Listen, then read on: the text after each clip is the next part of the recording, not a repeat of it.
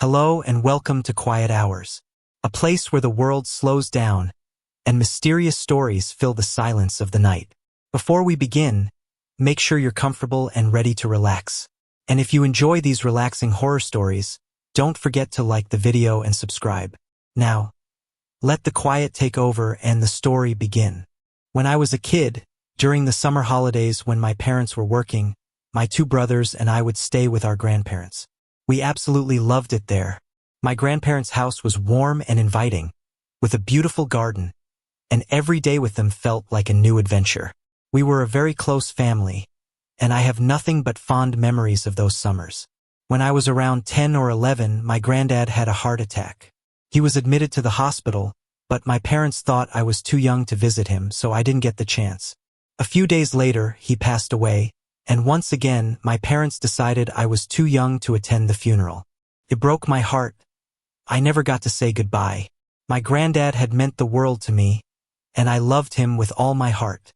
After his passing, my relationship with my granny remained as close as ever.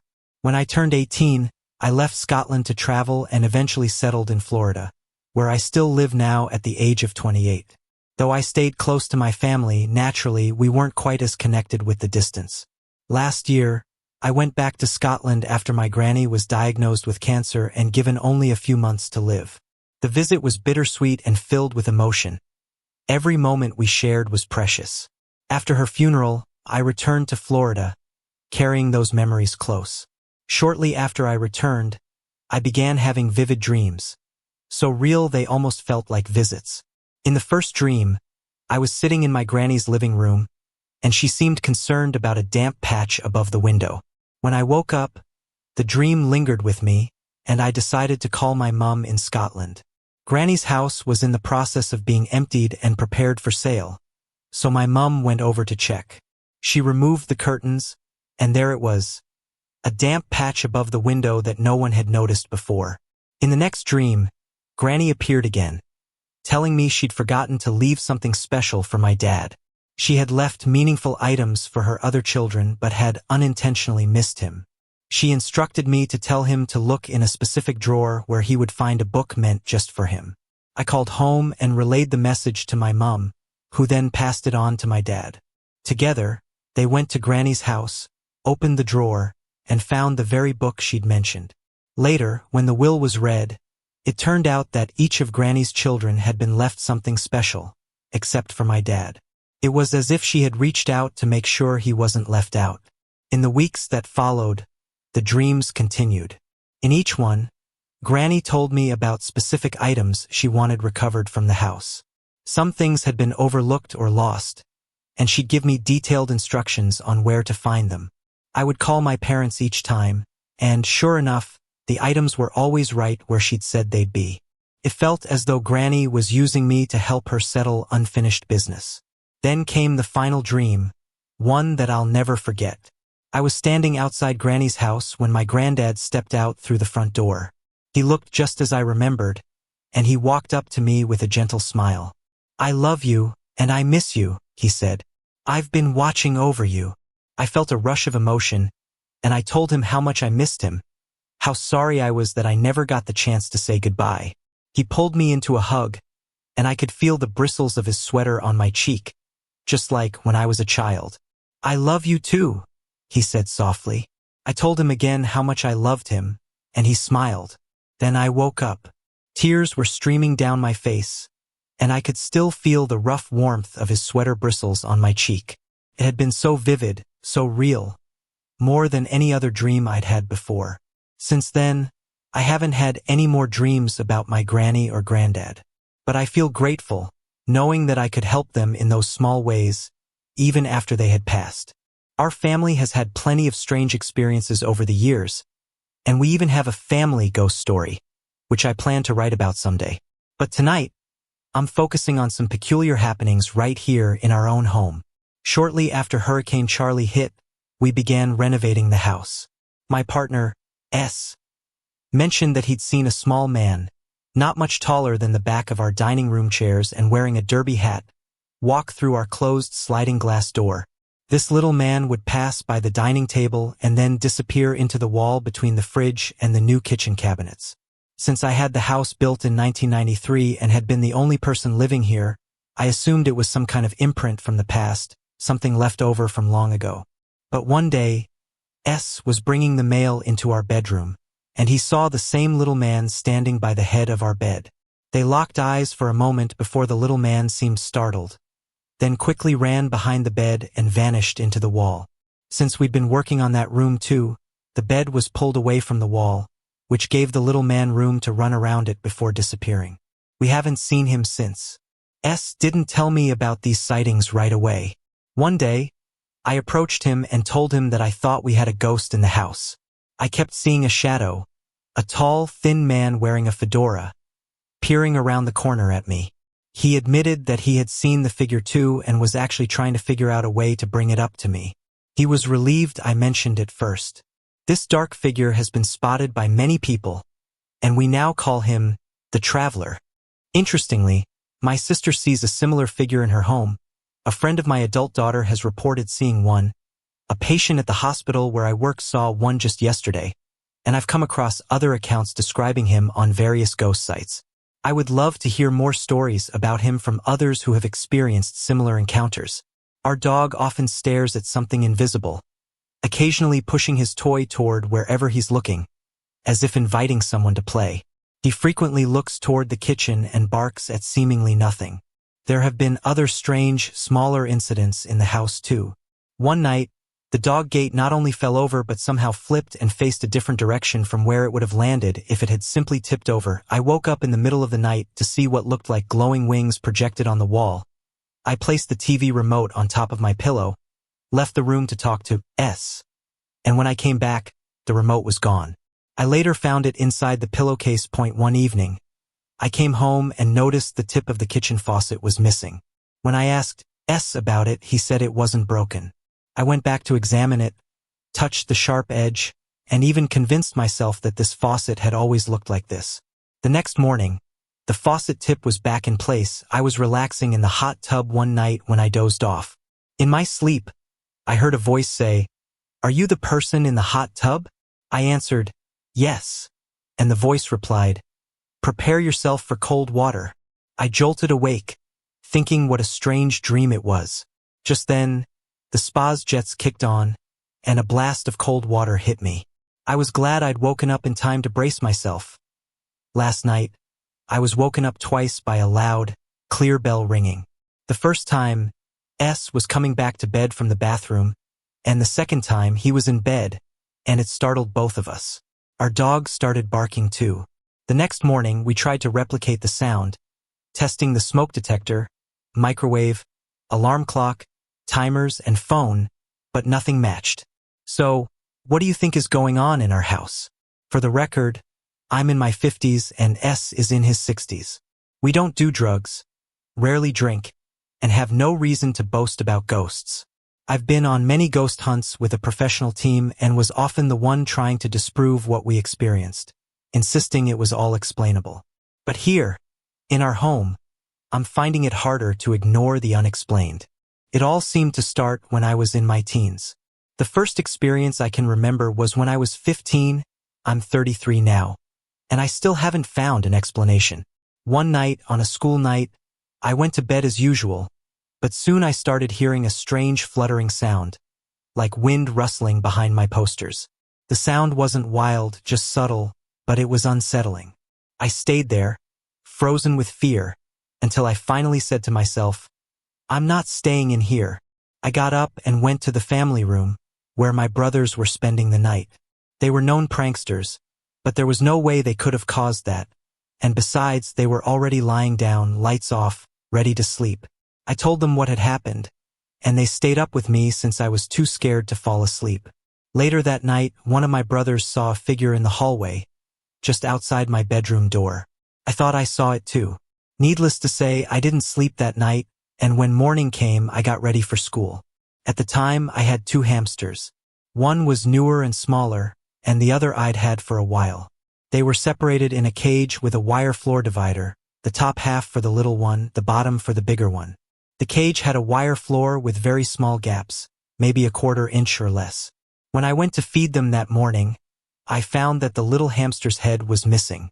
There was no blood, no sign of a struggle, and no skull to be found. The older hamster was fine. I tried to rationalize it, thinking maybe the bigger hamster had somehow done it, but there was no way it could have pulled the skull through the wire floor. I searched every corner of that cage, but the skull was gone. A few years later, at 19, I was living in a different house and began waking up around 2:30 to 3 a.m., feeling an urge to look toward a specific spot. It was like a shadowy figure was there, gradually moving closer over time.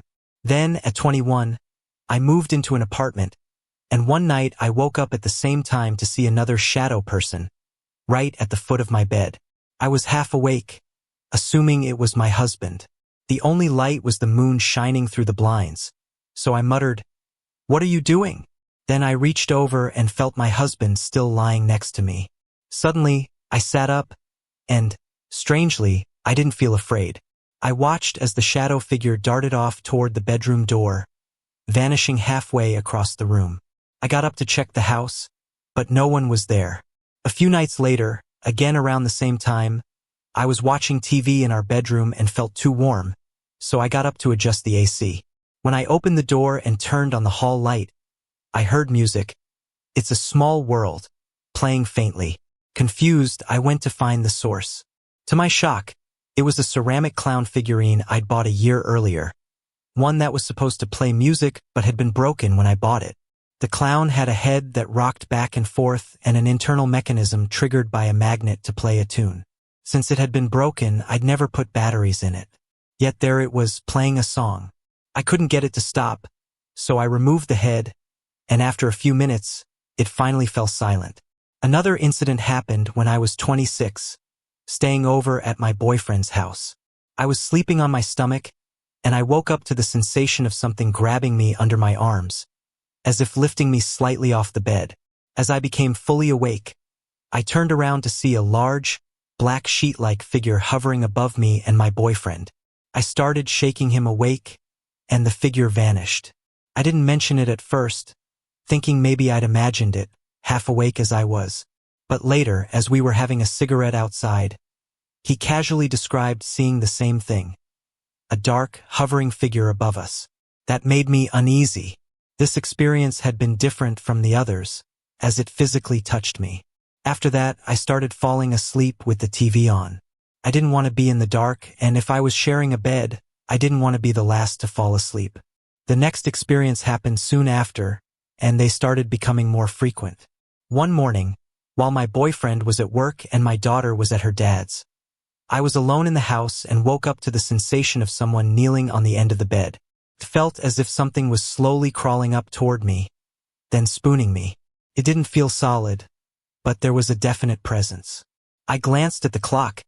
It was only 10 a.m., and realized it couldn't be my boyfriend.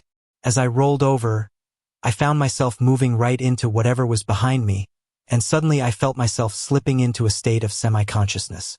It was a strange, almost deathly feeling, as if I was experiencing whatever the presence was feeling. I fought hard to shake it off and finally did. One time, I was at a friend's old rented house that stood raised off the ground. Around 2 to 3 a.m., we were in the kitchen making something to drink, and as I cracked the ice tray, I suddenly heard someone whisper, "Shoo!"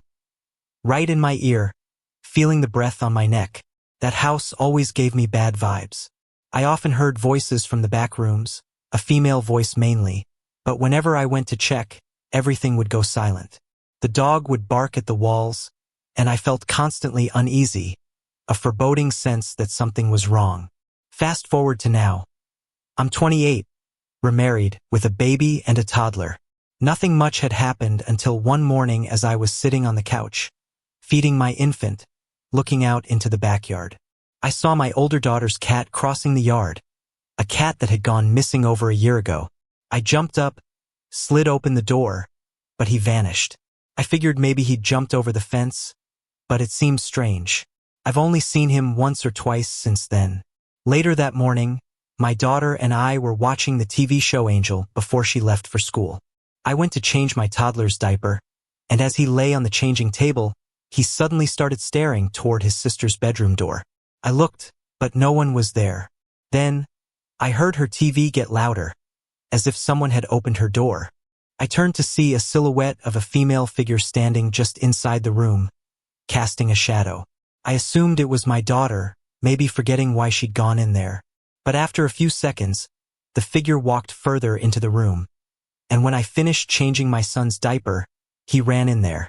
I followed him, only to find the room empty. Confused, I went back to the living room and saw my daughter still on the couch, in the same spot as before. She hadn't moved. When I told her what I'd seen, she shared her own experience from earlier that morning. She'd woken up at 6 a.m. to go to the bathroom and saw what looked like me by the foyer. But when she looked back, it was gone. Later that morning, after she left for school, I was in the living room with my son, my baby, and our 2 dogs. I suddenly heard our bedroom door shut. The sound was unmistakable. My son and the dogs looked toward the hallway as if waiting for my husband to appear, but he never did. I went to check and found him still fast asleep, snoring away.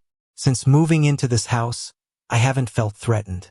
Strange things still happen, though, even if I don't pay as much attention as before. With 2 little kids, I'm often too busy or too tired to notice. These are the strangest, most unexplainable experiences I've had. Interestingly, every figure I've ever seen has been black, and I've read that black can symbolize something negative. But I wonder, are shadow people really bad? Or are they simply spirits without enough energy to fully manifest? I've always found my experiences fascinating, and I'd love to share them more widely someday, perhaps in a book. Growing up in a big family, I loved hearing scary stories, especially those told by my older siblings. But there was one story that haunted me more than any other, partly because it wasn't just my oldest brother who told it. I remember my mom, too, confirming every eerie detail. There were 6 of us kids, 4 older brothers, me, and my younger brother, who wasn't born yet when this particular event took place. Back then, we all lived in a small house with just 3 bedrooms. The 2 oldest brothers shared one room, the next 2 shared another, and I, the baby at the time, slept in my mom's room in a cradle. One night, my brothers decided they wanted to have a little adventure of their own and all sleep in the same room. They asked my mom if they could, and she agreed, but only if they promised to keep the noise down since I was already asleep, and to at least try to settle down at a decent hour. They eagerly agreed and rushed off to the bedroom. As expected, they soon started getting loud again, so my mom had to go in and give them a warning. As she turned to leave, she saw my oldest brother sticking his tongue out at her. She quickly turned back and scolded him, telling him that it wasn't nice to behave that way. She added that God didn't like little boys who were disrespectful and warned that if he kept it up, the devil might just snatch his tongue. My mom was a devout Catholic, and being Hispanic, the ideas of God and the devil were very real to her. But my brother, feeling bold, retorted, "Well, if that's true, I guess I'll be seeing him soon." My mom gave him a sharp look, scolding him again, and left the room. The night went on, and as the other boys drifted off to sleep, my oldest brother, still feeling a bit defiant, stayed up the longest. Just as he was finally dozing off, he felt someone grab the blankets and pull them off him abruptly. Assuming it was one of the other boys playing a trick, he yanked the blankets back and mumbled, "Alex, stop doing that." But Alex was sound asleep, as were the others. Then, lying on his side, he felt something tugging at his toes. This time, he opened his eyes, expecting to catch one of his brothers in the act. But instead, he found himself staring at a dark, shadowy figure standing at the foot of his bed. Terrified, he tried to call out, but no sound would come out. He watched in horror as the figure slowly climbed onto the bed, moving toward him with a twisted, devilish grin. It pinned him down, pressing against his chest, and in a voice that sent chills through him, he heard it say, "Maybe next time you'll listen to your mother." Overcome with fear, my brother passed out. When he came to, disoriented and shaken, he bolted out of bed and ran to find my mom, who was still in the kitchen waiting for our dad to get home from work. He spilled the whole story, and to his surprise, my mom didn't doubt him for a second. She told him that shortly after she'd left the boys to fall asleep, She'd caught a glimpse of something dark out of the corner of her eye, moving from the living room toward the hallway. At the time, she'd brushed it off, thinking she was just tired from a long day. But the strangest part was still to come. As they talked, they noticed red scratches on my brother's arms, his back, and one that ran from his cheek down to the side of his mouth. Horrified, he vowed never to talk back or stick his tongue out at our mom again, terrified he might face whatever that figure was one more time. Hearing this story as a little girl, especially knowing that my mom believed it too, was enough to keep me up at night. It's something I'll never forget, and even now, the thought of it still sends shivers down my spine. In 1980, I was attending Chipola Junior College in Marianna, Florida, living in the dorms and working at the reception desk every weekend. Often, I was the only one there for the entire weekend, but I didn't mind. On this particular Sunday afternoon, my roommate and suitemates returned from their homes, bringing back bags filled with groceries and homemade treats. Our dorm rooms were arranged as suites, 2 rooms connected by a shared bathroom. As I helped them unload their things, I carried a few of my roommates' bags through the bathroom and back to our room. Instead of heading into the hall, I decided to take a shortcut through my suitemate's room. As I walked through, I glanced to my right, toward the small area at the entrance to the shower. To my surprise, I saw a young woman standing there. She was of medium height with long, dark hair parted in the middle, and she was wearing a blue and red rugby-style shirt, a look that reminded me of the early 70s. I knew instantly that she didn't belong there. I quickly looked away, and when I glanced back, she was gone. Excited and slightly shaken, I ran to find my roommate and suitemates, who were still in the hall. I told them what I'd just seen, half expecting them to think I was losing it. But to my relief, they didn't doubt me at all. We decided that the next day we'd find Mrs. Ryan, the cleaning lady, to ask if she knew anything. She'd worked in the dorm for years, so if anyone knew about a girl who'd once lived in our room and died, it would be her. The next day, after classes, my roommate and I eagerly searched for Mrs. Ryan. We found her in the laundry room. When I asked if a girl fitting the description of the one I'd seen had ever lived in our room, she looked thoughtful. I described the girl again, and after a moment, Mrs. Ryan nodded, recalling a young woman who had matched that description. The girl had tragically died in a car accident years before. Weeks passed, and I began to convince myself I must have imagined the whole thing. But then, another weekend rolled around, bringing me an unforgettable reminder that I hadn't imagined it at all. It was Saturday night. I'd been out with my cousin and a friend, but I made it back to the dorm early and was in bed by midnight. Around 1 a.m., I heard the water in the bathroom sink turn on. My suitmate was supposed to be coming into town to go on a date with her boyfriend, so I assumed she had just returned from her night out. The water kept running for a long time. Annoyed, I thought about calling out for her to turn it off, but after a few minutes, I got up to do it myself. I turned off the water, still wondering why she'd left it on.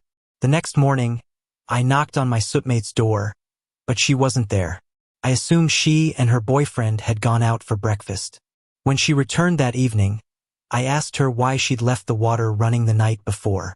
She looked at me, completely baffled, and asked what I was talking about.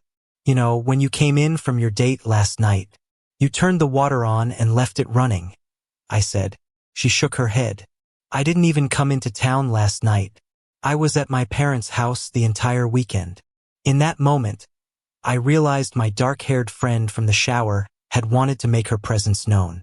I never saw her again or experienced any other signs of her existence, but after that night, I knew she was real. I have a friend named Lisa, who's 13 or 14. I'm not sure. My sister, Sarah, knows her better, so she helped arrange a sleepover at Lisa's house, and I was excited. My own experiences there weren't exactly ghostly, but Lisa's certainly were, and I'll share everything that happened. First, let me describe Lisa's house. It's shaped almost like an airplane, with her room stretching out on one of the wings in a long, narrow point. The most unusual part is that her bedroom doorknob is right in the center of her door. We never use the front door, though. Instead, everyone enters through the side door, which opens up to a small room with a sliding door that's always left open, making it feel like part of the kitchen. This tiny room has a washing machine and a pantry packed with food. That night, a few of us were there. Lisa's little sister Susan, her friends Alexia and Erica, my sister Sarah, and me. We sat around in the kitchen, a decent-sized space with a TV, using Alexia's laptop to check our MySpace pages and prank call a few frenemies. Then, suddenly, the motion sensor light outside flipped on, and Lisa's dog started barking like crazy. We thought we heard a car or something moving outside, so we quickly closed the blinds, leaned against the cabinets, and kept quiet, hoping no one would see us. After a while, things settled down and we decided it must have been something harmless, like a possum. Eventually, we all went to bed. As I was drifting off, I heard a strange noise coming from the hallway. A scratch or maybe a shuffle, but I ignored it and fell asleep. The next morning, I told Lisa about the noise, and that's when the real stories began. She told me it was probably the ghost. I was surprised.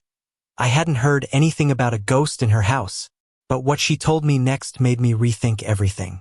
You see, Susan is always asking someone to walk with her whenever she has to go through the house, even just to the kitchen.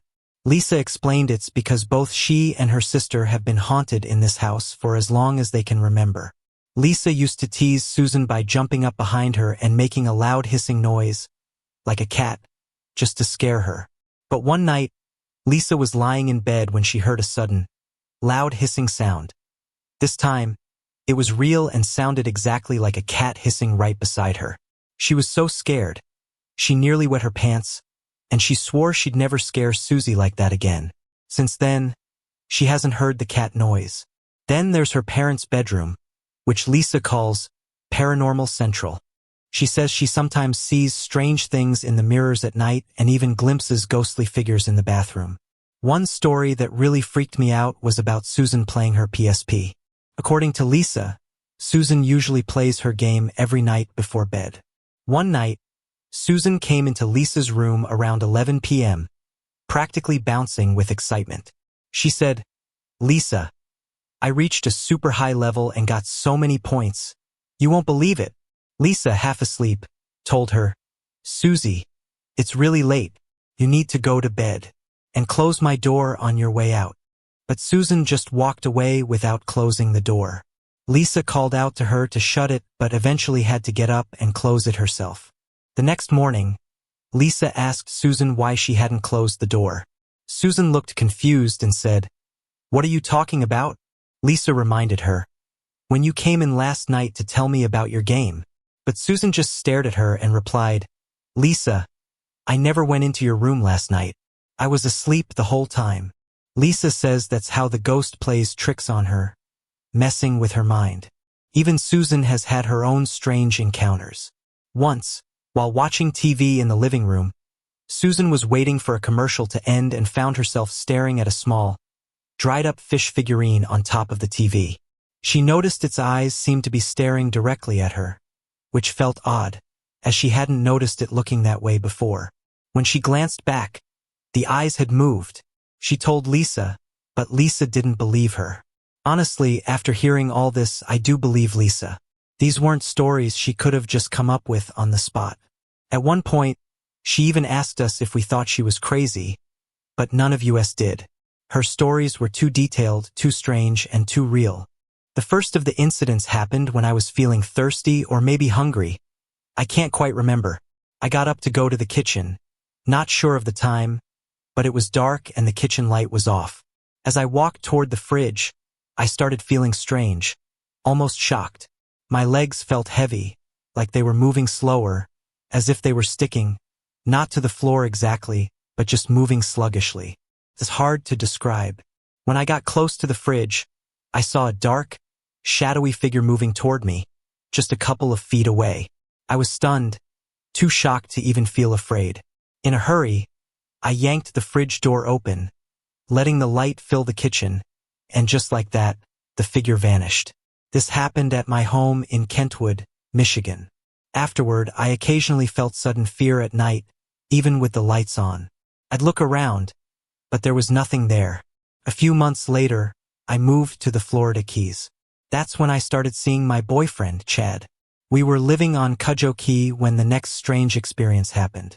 One evening, we were sitting on the futon, which doubled as our living room couch at the time, with my head resting on his shoulder. As I started to drift off, right at that delicate edge between wakefulness and sleep, I heard someone whisper my name, Jesse. Yes, that's my name, by the way. Hi.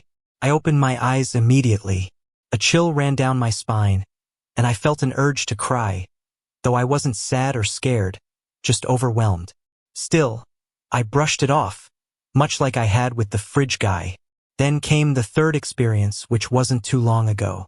Chad and I were in the house where we live now, and I was heading down the hallway to grab us a pop. It was dark, and at the end of the hall is our bathroom, with my sister's room to the left and our room to the right. As I walked, a sudden fear crept up on me, so I quickened my pace. Just as I turned into the small alcove where our door is, I heard the same whisper again, Jesse. I didn't quite run, but I made a hasty, clumsy power walk into the room. Chad looked at me with a smirk, like, what was that all about?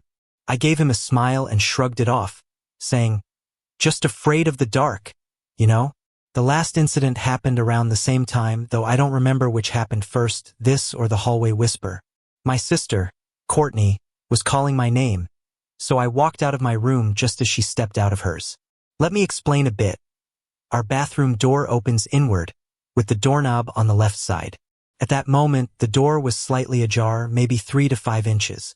As I looked over, I caught a glimpse of something that looked like a face through the narrow gap in the door. It was only an outline, no eyes, no nose, no mouth, and no body. Just a rounded shape, but definitely a face. I didn't really have time to examine it because I instinctively looked away. Startled, I gasped, gripping the wall for support as I felt like I might faint. When I looked back, the face was gone. My sister noticed my reaction and gave me a strange look. I just smiled and shrugged it off, saying, nothing, just thought I saw something. I wondered if it was just one of those light flashes you sometimes get from looking at something bright, but the lights had been off. Only the TV was on, so maybe not. What really made me wonder if I was imagining things was a conversation I had with my sister on the porch a few days ago. She told me that once, while taking out the trash, she felt a hand gently touch her arm. She swore it was real. Now I have so many questions. Does it sound like I'm hallucinating? Or could I really be haunted? And if it is a ghost, can they follow people wherever they go? Or are they confined to a specific place? I don't know much about the paranormal aside from what I've read here and there or watched on shows like Ghost Hunters, if that's even real. But I feel like something strange is happening, and I can't quite explain it. Let me start by saying that everything I'm about to share is true. I've never told anyone everything I'm about to reveal, and as unbelievable as it sounds, trust me, this happened to me. I live in Florida now, but it all began when I was around 14, 10 years ago. At night, I'd lie in bed and hear the sound of footsteps softly muffling the carpet, like someone quietly walking down the hallway. From the sound, I could sense exactly where this thing was, where it stopped, and when it entered my room. The floor would creak faintly where I imagined it standing, so I knew it was a spirit. But somehow I'd just brush it off. Over time, I developed this sensitivity. I could feel when something was around, a kind of instinct. If I concentrated, it was rare for me not to sense something. As I sit here typing, I know something is in the room watching me. It's been years of tuning into this awareness. I'm sweating as I write this. A few minutes ago, I heard something outside my door, and the room's grown unbearably hot. What drove me to write this was something that happened tonight. I'd fallen asleep early, but when I tried to go back to sleep around 11, I felt something in the room, touching me. This happens often, but it's getting worse. I felt angry, and even found myself grinding my teeth. After a few minutes, I managed to push the rage away. For context, my uncle had schizophrenia, and I know what some people might think. But this isn't that. I'm not here to prove anything. If you're reading this, that's enough for me. And I haven't even started. I grew up in New York, where I lived for 18 years in a big house. That's where I'd hear those footsteps in the hallway and feel something entering my room. Though I never actually saw anything, I always sensed its presence. I had a girlfriend over once, and months later, She told me that one night while I was asleep, she felt the bed dip, like someone was sitting beside her. She thought it was me, but when she looked, she saw an impression the size of a person. She was so terrified she just held on to me and, eventually, passed out from fear. Nothing physically harmed me in that house, but it all changed later. I got used to the presence, and looking back, that was the worst mistake I ever made. Getting used to it felt like inviting it in, and now it feels like they're drawn to me wherever I go. After that house, my mom and I moved into a friend's place temporarily, right before I left for the Navy. I'll never forget what happened there. One night, I was lying on a big couch I'd bought when I felt a prickling sensation on my big toe. It wasn't painful at first, but it slowly intensified, almost like electricity. Suddenly, it was like a bolt of lightning ran through my body. I could see swirling, hypnotic patterns in red and yellow behind my closed eyes. It was terrifying. I tried to scream, but I couldn't. My whole body was paralyzed. At that moment, I knew that if I didn't fight it off, whatever it was would possess me. It's hard to describe, but I fought as hard as I could and finally broke free. I remember opening my eyes, screaming as I struggled, and eventually turning on the lights. I'll never forget those colors and the feeling of being invaded. I was 18 and ended up sleeping in my mom's room that night. There was another night in her room, I don't know if it was the same one or later, where I saw tiny flickers of light floating near the ceiling. They looked like diamonds or tiny stars, and they avoided a small beam of moonlight coming through the window. I could also see faint outlines of wings, bigger than a bird's, almost 1.5 feet wide, fluttering in the shadows. Then something darker came into the room. In an instant, the door turned pitch black, like a void had opened. I could feel it moving around the bed, always focused on me. I sensed it climb onto the bed, moving slowly, stopping right next to me. I looked over and saw it, a figure with a human-like body but with a snake or crocodile head. It was snapping its jaws at my mom, but she didn't seem to notice a thing. Then, in the center of the bed, I saw another figure about 6 feet tall, muscular, and twisted. It gestured to me, curling its fingers, beckoning me to follow.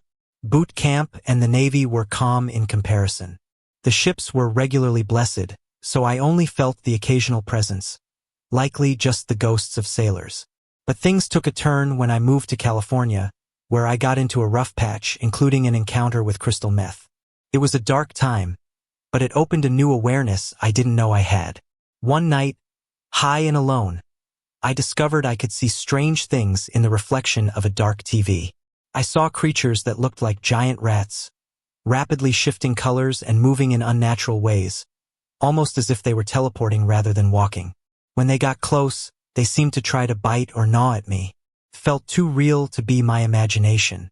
Later that night, I saw a figure shimmer into the room like a heat wave, watching me without moving.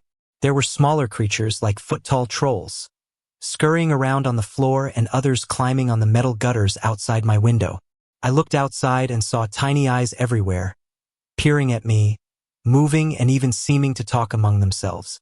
I can't deny that the drugs might have enhanced my perceptions, but I believe it activated something in my mind, allowing me to see things I wouldn't normally see. Ancient cultures have used substances for similar purposes, and I feel that's what happened to me. Now, back in Florida, I try to avoid seeing these things, but my sensitivity remains. Once, in New York, I had a girl over, and as she lay asleep, I looked at her back, then closed my eyes. I could still see her outline, but suddenly her outline turned toward me and looked me right in the eyes, smiling. My eyes were closed, yet I saw her spirit, her essence, perhaps. I don't know. Ever since I was 14, I've dealt with these kinds of experiences. I'm exhausted, honestly.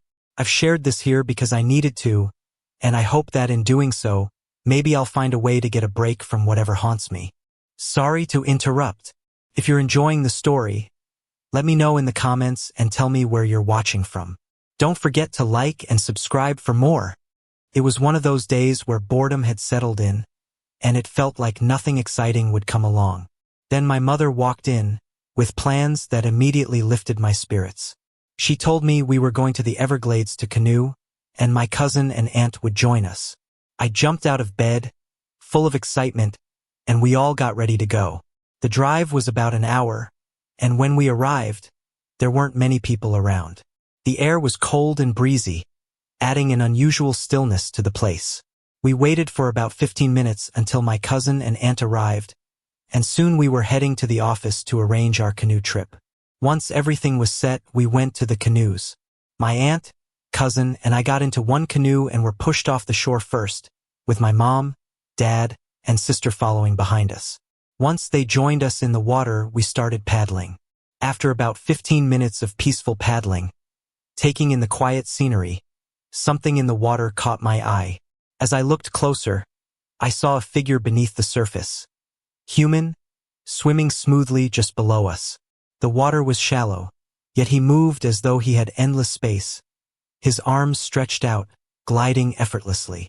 It was a young boy, around 13 or 14, with striking blonde hair. His movement was strange, passing through the mangrove roots and sand as if they weren't there.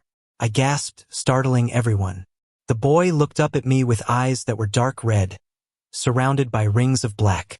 A feeling of deep sadness and cruelty washed over me. I froze, unable to look away until he turned and swam deeper, fading into the murky water. Only then did I notice my family staring at me, worried. "What's wrong? Are you okay?" My mother asked, concerned. I nodded. "Yeah, I thought I saw something in the water, but it was nothing." She seemed reassured, and we continued paddling. But barely 5 minutes passed before I saw him again. I caught sight of the boy through a tangle of mangrove branches, staring back at me.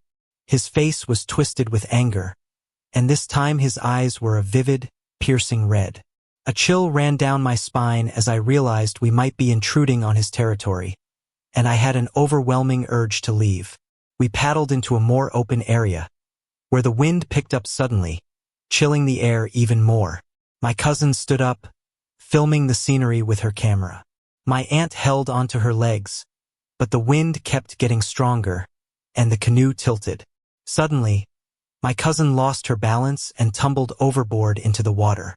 I snapped out of my trance and reached out to grab her, but a sense of dread flooded over me as I remembered the boy. I glanced back to where I had last seen him, but he was gone. Panic surged through me as I leaned over to pull my cousin back on the canoe. "Take my hand. Get back on the boat," I shouted. She reached out, and with some effort we managed to pull her up. Thankfully, she was unharmed, though shaken. The rest of the time on the water, I couldn't shake the uneasy feeling. When we finally returned to shore, I spotted the boy again, watching us. He gave me a dark, unsettling wink and rolled his eyes back, fading into the shadows. Just as I looked away, my cousin winced, clutching her back. "Ouch! My back hurts all of a sudden," she said. Concerned, I lifted her shirt to check, and we were all shocked. Her entire back was covered in a large black and blue bruise, as if she had been struck.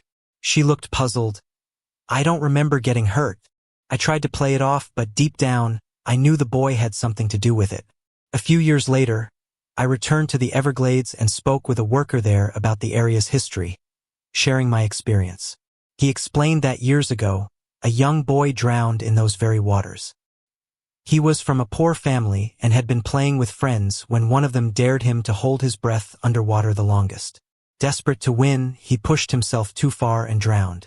His friends couldn't save him, and after his death, his devastated parents took their own lives, leaving behind a legacy of tragedy. As I left the visitor center, I looked down to the water, and there he was, the boy standing on the shore with sorrowful eyes, which now glowed a calm light blue. I nodded to him, and he seemed to understand, a faint smile appearing on his face before he faded once more into the shadows. I knew then that he would always remain in those waters, his spirit lingering in the place where he had lost his life. My name is Jessica, and I'm 19 years old now. This is my first story, a memory from my childhood that I still can't fully explain. My mom and dad separated when I was about 4, and by the time I turned 5, my mom had moved in with my stepdad. We settled into a brand new house, our family's first real home together. For the first few years, everything seemed perfect. My mom was thrilled, decorating every room while my stepdad was at work, and we even surprised him with a cat from the shelter for his birthday that August. Life felt great. Things went smoothly for a long time. We had moved in right before my 5th birthday, and the first few years in our new home were calm and happy. But then, in 5th grade, strange things started happening. I remember my strict bedtime routine, 8 o'clock sharp, even on weekends, set by my mom.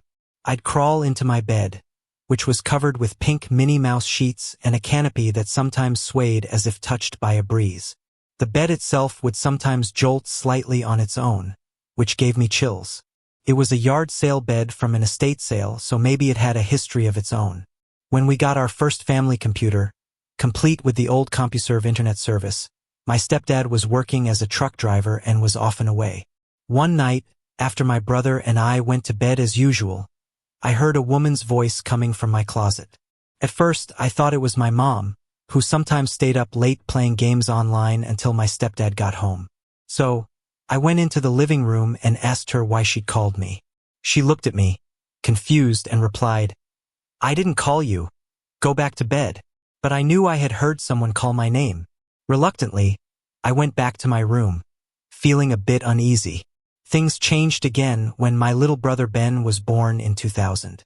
He was my stepdad's only birth child and brought such joy to our family. Not long after he was born, my stepdad's brother Henry passed away, a moment that would later hold deeper significance. Around this time, my older brother Robert went to live with my dad and stepmom, leaving just me, my mom, and little Ben at home in the evenings. One night at dinner, we were all sitting around the table, with Ben directly facing the hallway that led to my room. As my mom placed his plate in front of him, he stopped, tilted his head, and stared down the hall, almost like a dog would when hearing a strange noise. Then he looked at my mom and said, "I see Daddy in the doorway." He stared a bit longer, then corrected himself. "No, Mommy, that's not Daddy. But it's a man who looks like Daddy in Sissy's doorway." My mom and I exchanged a look, both leaning forward to peek down the hallway. And just like that, Ben burst into laughter, wriggling in his high chair, wanting to get down. My mom, slightly shaken, let him down, and he ran straight to the hallway. He switched on the light, giggling, and lifted his arms, reaching toward the doorway of my room as though greeting someone. The next day, my brother Robert came over from my dad's house, and not long after, we got a phone call. My stepdad's brother, Henry, had passed away. As we searched through old photo albums to find pictures for Henry's funeral, Ben climbed onto his dad's lap, eager to be part of everything. When my stepdad opened an album and flipped to the first page, Ben's face lit up with laughter. He pointed and said, "Daddy, I know this man. He's the man I saw last night in Sissy's doorway." The room fell silent. My mom and I shared a shocked glance. The night before, Ben had been laughing at the figure he saw by my room, and now he recognized that same man in a photo. It was Henry who had just passed. From then on, things got stranger. There were always footsteps in the house, and I hated being alone there. I never wanted to sleep by myself and always asked for Ben to sleep in my room. When my older brother moved back in, we decided that Ben's toddler bed would stay in my room, allowing us to share the space while my brother enjoyed his own room. Years passed, and even now, at 19, I still have so many memories of those strange moments in that house. Now, I live in Michigan with my husband, Ryan, but those memories stay with me, along with the experiences that followed in the years after. It's been a few weeks since my last paranormal experience, but just this past Sunday and Monday night, I felt something strange. A whisper, somewhere between the edge of sleep and wakefulness. Sunday night started like any other school night. I went to bed around 10 p.m. after putting my cat, Salem, outside. Salem has a habit of meowing aimlessly in the hallway, refusing to leave, eat, or come into my room. He simply sits in the dark, meowing. Lately, he's been clawing at the window between 3 and 5 a.m., scratching and meowing to be let back inside. I used to get up and let him in, but I found it hard to go back to sleep afterward, so I decided he could wait until morning. Sunday night, as I drifted in and out of sleep, I heard him scratching and meowing at the window like usual. I stayed in that half-asleep state, ignoring him for about 2 minutes. But then, something strange happened. In the quiet of the early morning, I heard a voice close to my ear, whispering clearly, "I see you in there. I know you're awake." It didn't frighten me at first because I was still half asleep. But by morning, I remembered it so clearly, as if someone had leaned over and spoken right into my ear, even though no one was there. The next night, Monday, was no different. I went to bed around 10 p.m., fell asleep, and forgot all about the previous night's experience. I usually wake up a few times in the middle of the night just for a moment before falling back asleep. This night, I woke up around 3 a.m., as usual, and drifted back off. Just as I was slipping into that half-asleep state again, I heard it, a voice whispering either "hey" or my name, Haley. Again, it didn't scare me, but I woke up remembering it vividly. I don't feel afraid of these voices, probably because they come when I'm only half-conscious. I can't figure out if it's Salem, somehow calling me back inside, a spirit watching me in those in-between moments, or maybe my own mind playing tricks on me. A few weeks ago, something similar happened. I'd gone to a spare room to check on my pet bunny when I heard someone whisper "run" directly into my ear. I assumed it was my sister playing a prank, but she insisted she hadn't said a word and was down the hall in my room. The voice had sounded as close as if someone was right beside me. These whispers aren't new. I often hear someone call my name, and so does my sister, but it's usually just that, my name and nothing more. This time, though, it was a whole sentence, something more than I'd ever experienced. Has anyone else gone through this? I keep questioning what's happening. I've been waking up sore lately, too. Some nights, random parts of my body will ache as if I'd hit something, even though there's nothing around my bed that could bruise me. Last week, I woke up with my forehead sore, not the bone but just the skin. The soreness seemed to spread, moving down to my nose the next day. Sometimes, the soreness turns into actual bruises by the afternoon. I don't work out, and I know I'm not sleepwalking. I've tried to find a logical explanation, but nothing makes sense. Sometimes I'll even dream of being harmed, and when I wake up, the pain is still there, lingering in the same spot where I felt it in the dream. I was talking about this with a friend at school, and she told me something similar had happened to her. Over the summer, she'd woken up with a busted lip and bruises on her arms, even though she doesn't sleepwalk. I know this all sounds strange, trust me. I've thought the same thing. But with each passing night, I'm left wondering more and more if something else is at play. This happened back in August 1988, just before I transferred from a school in Pensacola, Florida. I had some friends outside the Navy who were into ghost hunting, though they weren't an organized group. They'd explore public places with eerie histories, bringing along cameras and tape recorders to try and capture anything out of the ordinary. One Friday night, we decided to investigate Fort Pickens, an old World War II gun battery lookout post overlooking Pensacola Bay. Originally armed with large guns to defend the bay's entrance, the fort was rumored to be haunted, not by soldiers lost in battle, but by those who died in training accidents. There was also talk of recent cult activity and sinister rituals in the main battery. The stories were enough to send us out there, eager to see if there was any truth to them. We arrived around 9:30 p.m. It was a clear night, and the moon was 3/4 full, bright enough that we didn't need flashlights outside. We gathered in the parking area to check our gear: 3 brand new Maglite flashlights, 2 large box flashlights, 2 tape recorders, and 2 35mm cameras, one loaded with color film, the other with black and white. With everything ready, we set off toward the battery. Fort Pickens was open to the public 24/7, so accessing it wasn't an issue, though there were fences around the batteries themselves. One section of the fence was bent back, providing an easy way in. Young and curious, we went for it, flashlights lighting our way. The main corridor ran straight through to the other side, with a smaller hallway branching off to the left. The initial stretch was littered with trash and graffiti, nothing remarkable. But as we turned left and moved deeper into the battery, the graffiti and garbage gradually disappeared, replaced by something far stranger. Real pictures on the walls. These weren't typical spray-painted tags. They were images that seemed intentionally placed. One picture that stands out even now was a print of the Devil card from the Rider Tarot deck, a symbol associated with stagnation, bondage, and darker meanings. Just beyond it, we noticed red footprints smeared on the floor. They trailed up the wall and continued across the ceiling. It was eerie, and at that moment we all felt the same thing. A heavy sense of being watched, as if someone or something was deeper within the battery, observing us. We aimed our flashlights down the corridor, but oddly, none of them penetrated the darkness beyond a short distance. Even the brand new maglights we'd bought the day before struggled to reach more than 30 feet. Shining the flashlights behind us, they worked perfectly, casting strong, steady beams. But when we aimed them deeper into the battery, the darkness seemed to swallow the light whole. The unease grew, and after a brief, tense discussion, we decided to leave. As we turned back, we couldn't shake the feeling of being followed. It was as though the darkness itself was moving behind us, consuming the light from our flashlights each time we shone them backward.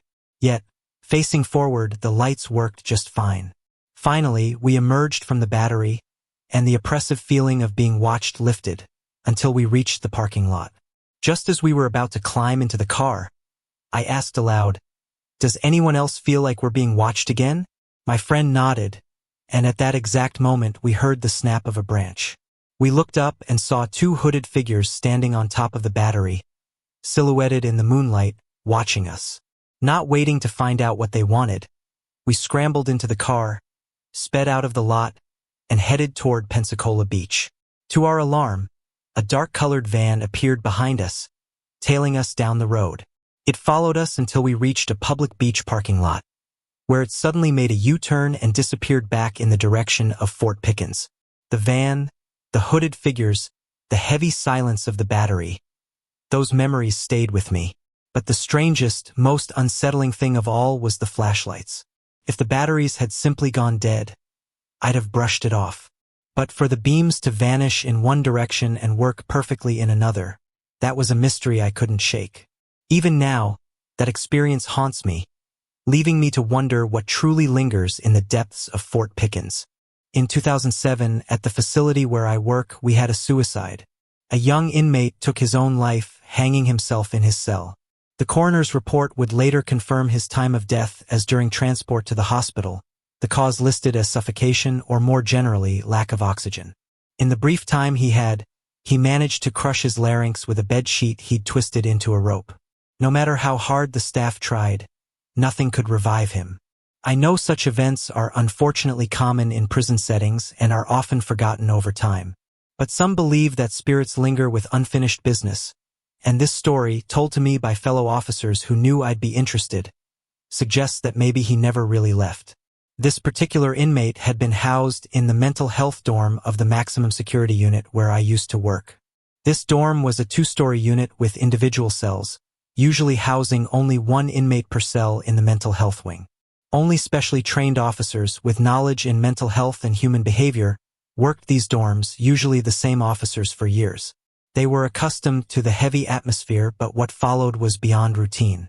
One night, Officer Jones was doing the count, checking each cell as usual. When he arrived at cell number 10, he noticed an inmate standing by the window, staring out at the night sky. There were 2 inmates listed as being assigned to that cell, both of whom he knew well, but this third figure was unfamiliar. He called down to Officer Smith, who checked the logs and confirmed there were only 2 inmates listed for that cell. Puzzled, Jones went down to the officer's desk and looked through the head sheet, a list with photos of every inmate. Yet he found no match for the figure he'd seen. Both officers decided to return to cell number 10 to investigate further. But upon arrival, they saw only the 2 inmates in their bunks, both sound asleep. They opened the cell door, checked every corner and possible hiding spot, but found no sign of a third person. Officer Smith asked for a description, and Jones described the figure as a slender, medium-height young man, likely in his late teens or early 20s. He was a black male with a shadowy presence, as though partially there. They checked every cell to account for the inmates fitting that description, but every inmate was accounted for, asleep in their bunks. A few nights later, Officer Jones shared his experience with a fellow officer who'd stopped by for coffee. The officer, skeptical, poked fun at the story, dismissing it as a figment of Jones's imagination.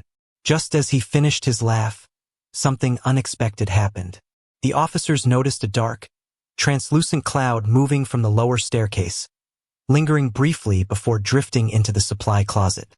They each observed how, as the cloud moved, the lights dimmed in its wake, yet they could still see the walls and brick faintly through the smoky form. The next night, the same black, transparent cloud was seen in the visitation area, moving room by room along the upper tier of the housing unit before descending the stairs and disappearing into the supply closet once again. After hearing these stories, I had the chance to work on this unit one night. It seemed like a good opportunity to see if anything unusual would happen. That night, however, was quiet. But as I spoke with a few inmates, I heard something that caught my attention. Several of them mentioned a young girl they'd seen roaming the housing unit, whom they referred to as Dixie. Curious, I asked why they called her that, and one inmate explained it was because of her deep blue eyes and pale, ghostly complexion. He even showed me a drawing he'd done of her. A girl around 7 years old, dressed in clothing he described as Sunday best, with a slender build, medium height, and long black hair. According to the inmates, Dixie never spoke, but she wandered the floor every night, sometimes turning lights and showers on and off. Her presence seemed gentle, but also out of place. In a facility marked by darkness and sorrow, the idea of a little girl's spirit was both haunting and puzzling. The black cloud didn't surprise me much, given the energy one might expect in a place like this. But the presence of a young girl was a mystery I couldn't shake. Why would her spirit be here? Could she have been a victim haunting the place? Or was she merely a lost soul, drawn to the energy within these walls? Or maybe, as some of the officers suggested, she was just a figment of the inmate's imagination, a strange but harmless vision. I can honestly say that I've been experiencing paranormal encounters all my life. As a kid, I'd hear people calling my name when I was alone, as if someone was right next to me. I'd see shadows flit out of the corner of my eye, just on the edge of my vision. As I got older, I developed a sort of sixth sense about certain places I visited. Sometimes I'd get really bad vibes in specific locations, only to find out later they had a dark history. I suppose I'm just sensitive to the paranormal, but I've noticed that strange things tend to happen to the people around me whenever I'm present. I know that sounds odd, but after a while, people started to notice it too, and it made them uneasy. These things have been happening to me forever. But when I moved to Germany for a year, the experiences stopped. At first, I thought maybe I'd outgrown whatever made me susceptible to the paranormal. That assumption didn't last long, though. During spring break, I flew back to the United States to check out the university I was planning to attend in Savannah, Georgia, known as one of the most haunted cities in the country. Given how I seemed to stir things up with the paranormal, it probably wasn't the best choice of location, but it was my dream school, and I really wanted to go. While visiting Savannah, I stayed with my girlfriend, who already attends the university, in the apartment she shares with 2 flatmates. The first time I walked into that apartment, I got an odd feeling. It wasn't terrible, but something felt off. My girlfriend's closet, in particular, gave me the worst vibes. It wouldn't stay shut unless something heavy was placed in front of it, and in the dark, it seemed to absorb the light from the nearby street lamp, making it a constant shadow, even when the rest of the room was softly illuminated. Still, I brushed it off, thinking I was just letting my imagination get the best of me. Then things started to happen. I kept hearing loud, deep noises from the apartment above, as if someone were moving heavy furniture across the floor. I heard this several times, so I mentioned it offhand to my girlfriend. She looked at me and said no one lived upstairs. She explained that the landlady had trouble renting that unit out, usually managing only short-term tenants. She'd heard the sounds before, as had the previous tenants, though they usually only heard it every few months, not with the frequency I was experiencing. We shrugged it off, assuming it was just another example of the paranormal activity that seems to follow me. I ignored the noises for the next few days until one afternoon, while I was sitting in the living room on my laptop, alone, I heard the furniture shifting sound again. It was louder and lasted longer than usual. Suddenly, a wave of unease washed over me, and the noise stopped. A moment later, I heard sounds coming from my girlfriend's room, something shifting across the tile floor. Feeling unnerved, I decided to go for a walk. Over the years, I've learned that sometimes giving a spirit space is the best way to get it to settle down. When I returned, the bad feeling was gone, and everything was quiet. I told my girlfriend about it, and she seemed concerned. She told me that the spirit never usually went downstairs. Then she mentioned that her closet used to be a stairwell leading to the upstairs apartment. Apparently, in the early 20th century, there'd been a fire and someone had been trapped in that stairwell. The closet was created by simply covering the old stairwell entrance with drywall, which might explain why the closet had such strange energy. Over the following days, there were more odd occurrences, like electronics malfunctioning for no reason. Once, we came home to find the fruit basket my girlfriend had hung only hours before lying on the ground, with all the fruit scattered. None of the chains were broken, and the only way it could have fallen like that was if one of the chains had been pulled off the hook. But we'd all been out together, and no one was home when it happened. I stayed in Savannah for about a week and a half, but the experiences seemed to become more intense the longer I was there. Now I'm wondering what to make of it all. Do you think the spirit might want my attention? Or could it just be playing tricks on me? I'd appreciate any insight, especially since I'm planning to move into that apartment this fall. I want to be prepared and make sure I'm not putting myself in a bad situation. Before I get into the ghostly experiences in this house, of which there were many, let me share some history about it. The house had 3 distinct sections. The center was a rock-covered structure with 2 rooms, each with a fireplace, and a door leading out to the back porch. Originally, it had been a hunting cabin over 100 years ago. On either side of this rock structure, 2 wings were added. One wing contained 2 large rooms, one with a fireplace and a door leading to a side porch. The other wing held 5 rooms, a kitchen with a fireplace and door to the back porch, a dining room, also with a door to the back porch, a bathroom, and 2 bedrooms. My late husband, Jeff, my 2 sons, and I mainly lived in the larger wing and the central rock structure. The remaining rooms were closed off during winter, with one of them used for storage. The house itself was over 50 years old, and in total it had 4 fireplaces, 3 doors leading to the back porch, and a door leading to the side porch. 4 people had passed away in or near the house over the years, with Jeff being the most recent. Jeff, my husband of 6 years, died from heart failure due to complications from diabetes. He passed away around 1 a.m. on March 14, 1999. I didn't discover it until the next morning around 8 a.m., even though I'd slept next to him all night. Before Jeff, his mother had passed away in a hospital nearby in 1992. His brother was shot and died about a mile from the house, and his father had died inside the house in 1955. When I moved in with Jeff in September 1993, I immediately loved the house. It was cozy and spacious. But I soon began noticing strange cold drafts in certain areas and, more often than not, felt a presence behind me, especially in the kitchen. The sensation was so real that I would turn and speak, thinking it was Jeff or one of my sons, only to find no one there. Each time I'd shrug it off and carry on. One day, my oldest son, who was only 5 at the time, came to me terrified, saying that a man had been standing at the foot of his bed the previous night. He'd hidden under the covers until he fell asleep. When I told Jeff, he admitted that the house was haunted. He said he'd seen his mother, father, and brother in the house at various times. I remember thinking, great! Throughout the 8 years we lived there, I often saw shadows moving through rooms, and my sons would hear footsteps in their rooms. One afternoon, Jeff and I were in our bedroom watching TV when my 2 sons came running in, saying that a man had come to the door and wanted to know if we were home. The strange thing was, the man had come to a door off the rock-structured part of the house, which no one ever used. Almost all of the doors opened to the back porch, and visitors knew to come to the kitchen door, which was the first one they'd see when driving up. That part of the porch overlooked 12 acres, and from the front we could see up the road in either direction.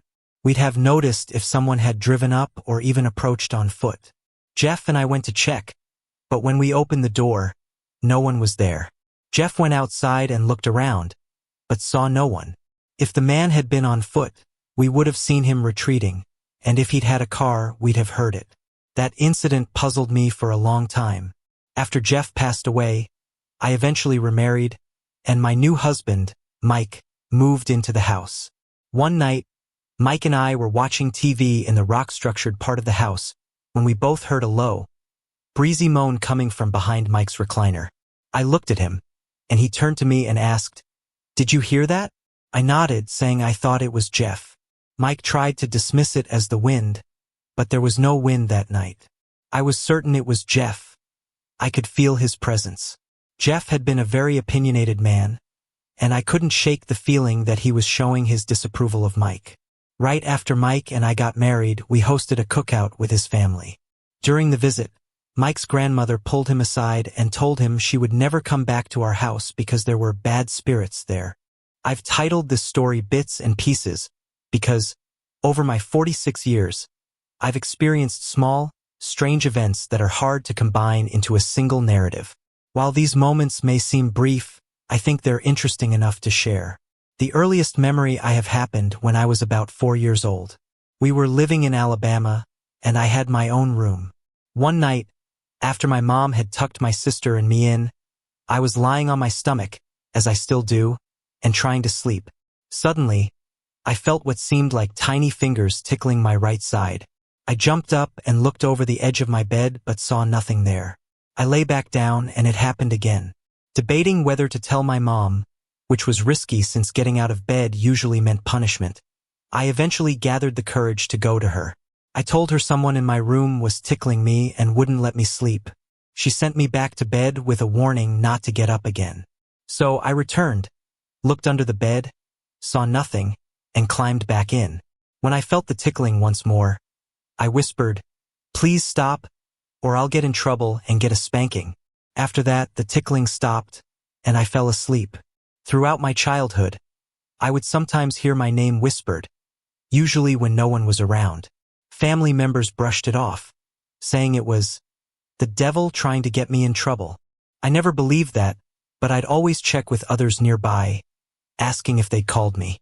The answer was always no, and the voice, which sounded like a whisper, faded over the years, but it never failed to grab my attention. I also had an eerie feeling whenever I was alone in dark places like the basement. Climbing the stairs, I'd feel something behind me, making the hairs on my neck stand up.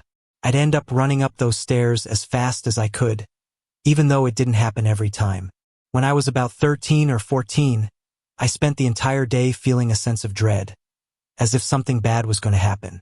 That night, as I lay in bed, I prayed for the feeling to go away. Suddenly, I felt the edge of my bed sink, as though someone had sat down. Immediately, the fear vanished. I've always believed it was my guardian angel, there to comfort me. One particularly unsettling experience happened after I married my third husband. We had been married about 2 years, and one night, as I tried to fall asleep, I heard what sounded like a chorus of voices, all talking at once. The noise was overwhelming, so I sat up, making an excuse to my husband that I had a cramp. I didn't want him to think I was hearing voices. He might have thought he'd married a crazy woman. That was the only time I ever heard them. But a few nights later, something else happened. I woke myself up because I was growling and gnashing my teeth, which happened 3 or 4 times. Each time, it left me feeling deeply unsettled, almost as if it was something evil. I began praying and reading my Bible more, and thankfully, it hasn't happened since. Whatever it was, it's not welcome back. Now for one of the more intense experiences. About 3 years ago, my husband and I were going through a rough time. He'd lost his job, and we ended up staying with his sister and brother-in-law, Steve and Lisa, in their small 3-bedroom trailer from the 80s. Our bedroom was toward the back, while Steve and Lisa's was near the front.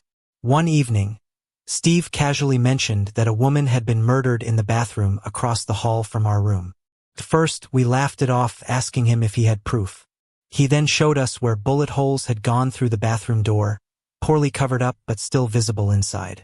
Judging by the angle, Steve and my husband concluded the shooter must have fired from the direction of our bedroom. Steve was serious, though. He and Lisa claimed they had both seen a shadowy figure in the hallway. Once, Steve even saw a woman with long black hair watching him through the shower door. When he opened it, no one was there. Both Steve and Lisa had also heard footsteps crossing the kitchen when no one was there. I thought, great, another ghost, half expecting it might try to contact me, given my past experiences. I wasn't wrong. A few nights later, I went to bed, as usual, lying on my stomach. I must have been asleep for a few hours when something strange happened.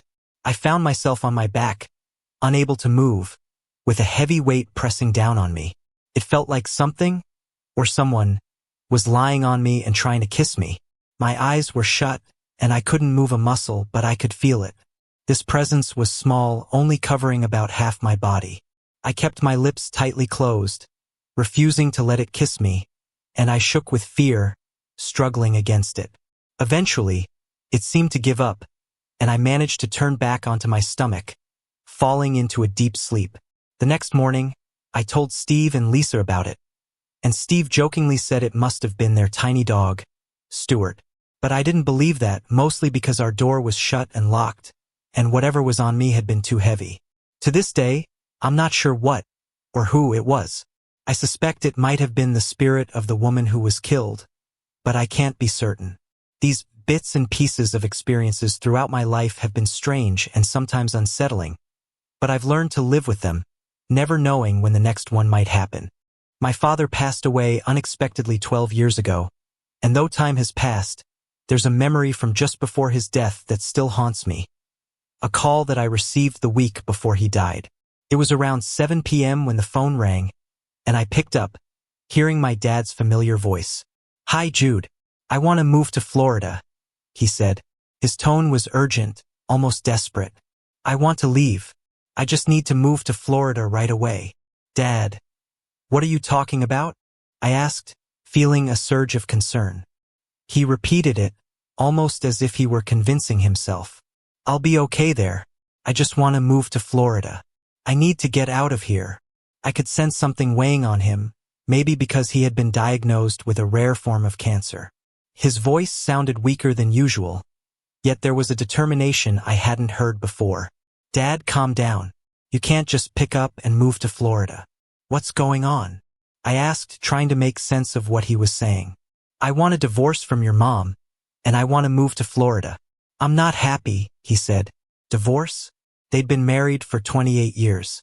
I was stunned, thinking, could this be the illness talking? The stress? I told him to get some rest, and asked if Mom was nearby. Oddly, he said she wasn't. She had been by his side day and night since his diagnosis. The call left me shaken, but I reassured him as best as I could and told him I'd check in with him the next day. This was the first and only time he'd ever called me at home. We were close, especially since I was his only daughter, but something about that call felt different, almost surreal. The following year, near the anniversary of his passing, my husband and I planned a trip to Fort Myers, Florida. His parents had a winter home there, and his aunt and uncle weren't far away either. It felt like the right time to get away, especially since my husband had been close to my dad as well. Once we were in Fort Myers, we decided to spend the day at a flea market with my husband's aunt and uncle. They picked us up, showing us some sights along the way. At one point, my uncle missed a turn and ended up taking a side road that looked more like an alley, passing a Bell's outlet. My aunt told him to keep going straight through to the next road, and so he did. Halfway up this alley, I looked out the window and saw a man walking just ahead to the left. My heart stopped. He looked exactly like my dad. Same clothes, same hat, even the same familiar walk with his head tilted slightly down. I couldn't believe my eyes. "Oh my God! Look, it's my dad!" I shouted, pointing straight ahead. Everyone looked. My husband, aunt, and uncle all gasped, each of them saying, "It is him!" In that moment, we were all convinced. It was him. We yelled for my uncle to drive faster, urging him to catch up. As we got closer, he was right beside the van, close enough to touch. He was holding his hat over the right side of his face, almost as if he were hiding, with his head still tilted down. My husband and I both called out, "Dad! Dad!" My aunt and uncle were just as stunned, barely believing what they were seeing. Then suddenly he picked up his pace. Within seconds, he had reached the end of the alley, turned to the left, and disappeared. My uncle stopped the van where he'd turned off and we sat there, speechless. We'd all seen him. My aunt and uncle kept repeating, "That was Kenny. It was him. That was your dad." We sat there for a few minutes, each of us overwhelmed with emotion. It was as if we'd been granted one last glimpse, one final moment with him in solid form. To this day, whenever I reminisce with my aunt and uncle, we end up talking about that moment in Florida. I still think about his call, about him saying he needed to be in Florida, and it all feels so surreal. That chance encounter on a quiet alley road because of a wrong turn. It was as if he'd found a way to say goodbye, in the place he'd felt drawn to in his final days.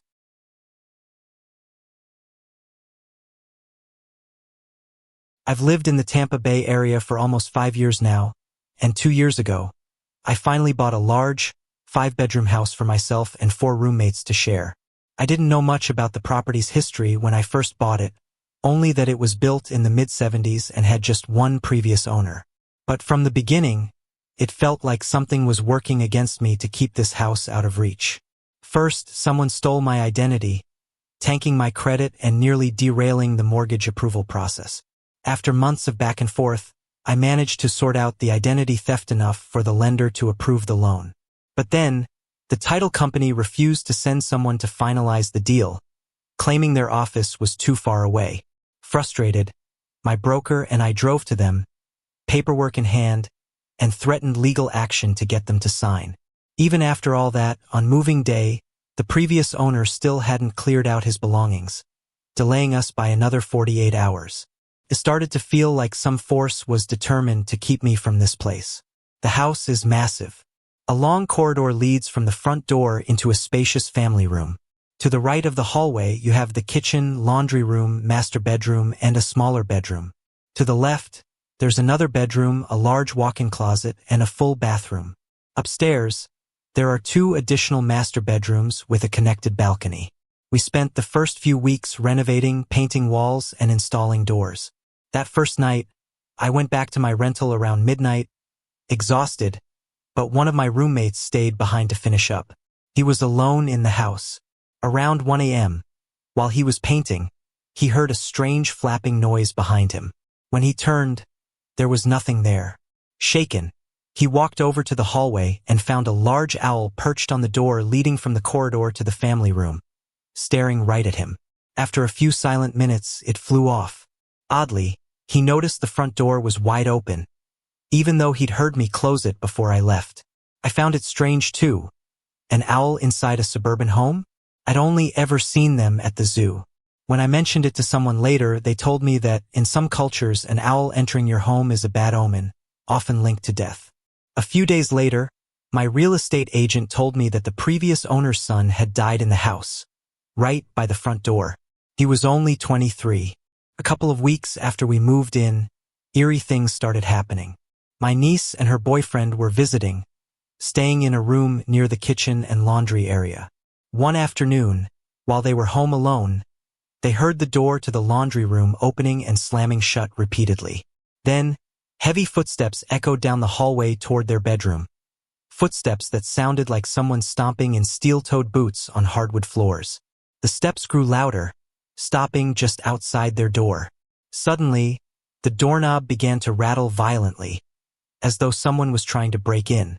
Terrified, they grabbed whatever they could find to defend themselves, a porcelain piggy bank, and waited in silence, assuming it had to be an intruder. But after a few moments, everything went silent. No more footsteps, no slamming doors. Frozen in fear, my niece called 911 from her cell. The cops arrived, searched the house, and found nothing. No signs of a break-in, and all the doors were locked. My niece is the logical type, quick to dismiss ghost stories, but she was rattled. As for me, I couldn't rule out the possibility of something supernatural. Not long after, another roommate had a disturbing experience in one of the master bedrooms upstairs. He'd wake up in the middle of the night to the sound of low, whispering voices that seemed to surround him. He couldn't make out what they were saying, only that they sounded female. Soon, Shadows began to form on the walls, silhouettes of women with long hair, wearing dresses. Sometimes they appeared as young girls, other times as older women. The images would vanish as quickly as they appeared, but he saw them on several occasions. They were always the same, like a looped recording. Then came the night when a roommate saw something he couldn't explain. Late one night, he got up to use the bathroom. Still half asleep, he wandered down the hallway and caught movement through the glass window of the door leading to the family room. He froze, staring in disbelief at the figure of an old man with white hair, wearing a white shirt, floating back and forth. Strangely, the man had no torso or legs, just a disembodied form gliding through the air. The sight sent him into shock, paralyzing him with fear. When he finally managed to move, he sprinted back to his room, grabbed his keys, and drove off. He didn't return for 4 days, and when he did, he made sure it was daylight. Not long after, he moved out for good. The strangest incident involved yet another roommate who became ill with the flu. One night, after taking his prescribed medication, he was drifting off when he felt a sinister presence near him. He swore he heard voices calling his name and saw shadowy figures trying to strangle him. He could feel their hands, dry and scaly, as if from another world. Though I know hallucinations can happen, I'd never heard of prescription medication causing visions that real. He too left shortly after. At this point, most of my original roommates have moved out, replaced by new tenants who were forewarned about the house's unusual history. So far, the new ones haven't reported anything strange, but I can't argue with the stories from those who experienced it firsthand. While I've yet to experience anything myself, I can't ignore the pattern. If there are spirits here, I'd like to know what they want. All I know is that the house was built 35 years ago, only one person has died here, and the area was once Seminole land. It's possible the house is built over an old burial ground. Though I'd sell it to someone willing to buy, I wouldn't want them to walk in unaware. And with nosy, judgmental neighbors, bringing in a medium or a clairvoyant would only raise more questions I'd rather avoid. For now, I'm left wondering what really lingers within these walls, watching and waiting in the quiet corners of my home.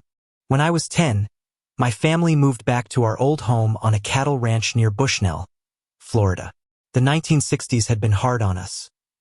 My father had been diagnosed with a spinal cord disease, which left him unable to work, and we'd lost our first house shortly after moving to the ranch. The ranch owners, kind-hearted people, offered us the house on their property so my father could continue to help in small ways, working on engines and doing light repairs. But even with his work, we were struggling, and my parents eventually decided to return to their roots in northwest Alabama, closer to family and familiar faces. My father's disability settlement made it possible for us to put down a payment on a new house, and we began preparing for the move. The night before we were set to leave the ranch for good, my younger brother and I shared a bed. Our room was nearly empty, the curtains removed, and the furniture mostly packed up in the moving truck. I was restless, filled with the mix of excitement and sadness that comes with leaving home. Finally, I gave up on sleep and turned to stare out the window at the moonlit pasture, a familiar scene that had always comforted me. The window was open, a thin screen separating us from the humid Florida night. The sounds of tree frogs and a gentle breeze drifted in, filling the room with a warm stillness. But then, something strange happened. I heard a scratching noise, like someone dragging their fingernails across the screen. Thinking it might be my uncle playing a prank, I leaned closer to look out. But when I pressed my forehead against the screen to get a better view, I saw nothing. No one was there. Puzzled, I went back to bed. But just as I settled under the covers, the scratching started again, louder this time, stretching across the entire length of the screen. My brother, who had been asleep, woke up. "What's that?" he whispered. "I don't know," I replied, my voice barely above a whisper. Suddenly, we heard a distinct noise, like the sound of the screen being lifted off the window frame. My heart froze. I turned to stare at the window, but the screen was still in place, unchanged. The room filled with a strange chill. My brother hugged me tightly, trembling. His fear seeped into me, and I pressed myself back against him, trying to distance myself from the window.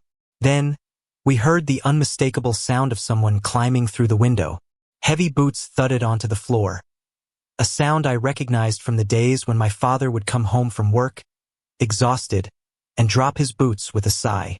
The thought of him, strong and protective, made me want to scream for help, but when I opened my mouth, no sound came out. My brother was trying to scream too, but nothing escaped his lips. We lay there, paralyzed, as the invisible presence walked around the foot of the bed. The bed jolted slightly, as if someone had stumbled into it in the dark. Then, slowly, the bed started to shift away from the wall. I couldn't move, couldn't even breathe properly. My brother clung to me, shaking, while my heart thundered against my ribs. We listened in terror as the presence settled in the narrow space between the bed and the wall. It shifted a few times as though getting comfortable, and then everything went still. Somehow, exhaustion won over fear, and my brother and I fell into a fitful sleep, still holding each other until dawn. In the morning, we woke up to the thin light of day seeping through the window. My mother was busy in the kitchen, preparing our last breakfast in Florida. My brother and I exchanged a glance, both too weary to speak. Curiosity finally got the better of us, and we peered into the gap between the bed and the wall. Nothing was there, but the bed had been shifted several inches away from the wall. As we got dressed, my brother touched my arm, his eyes wide with fear. "It's still here. Can't you feel it watching us?" he whispered. I nodded, trying to comfort him. "Maybe it'll stay here when we leave, don't you think?" A glimmer of hope brightened his face, and he nodded. We tried telling our parents about the night's events, but they were too focused on the move to pay much attention. A few weeks later, we arrived in Alabama and settled in with my grandmother until my parents found a new house. Family helped us move in, and soon our new home was furnished. My parents bought a new dining set, living room furniture, appliances, but we brought our beds with us from Florida. Looking back, I believe that whatever visited us that last night on the ranch stowed away with us in our bed, following us to Alabama. Strange things started happening before we even had the chance to fully move in. To this day, I wonder why it attached itself to us. Was it a lingering spirit from the ranch, or some other entity drawn to us? I may never know, but I've always felt that something followed us from that quiet Florida night, a ghostly presence that refused to be left behind.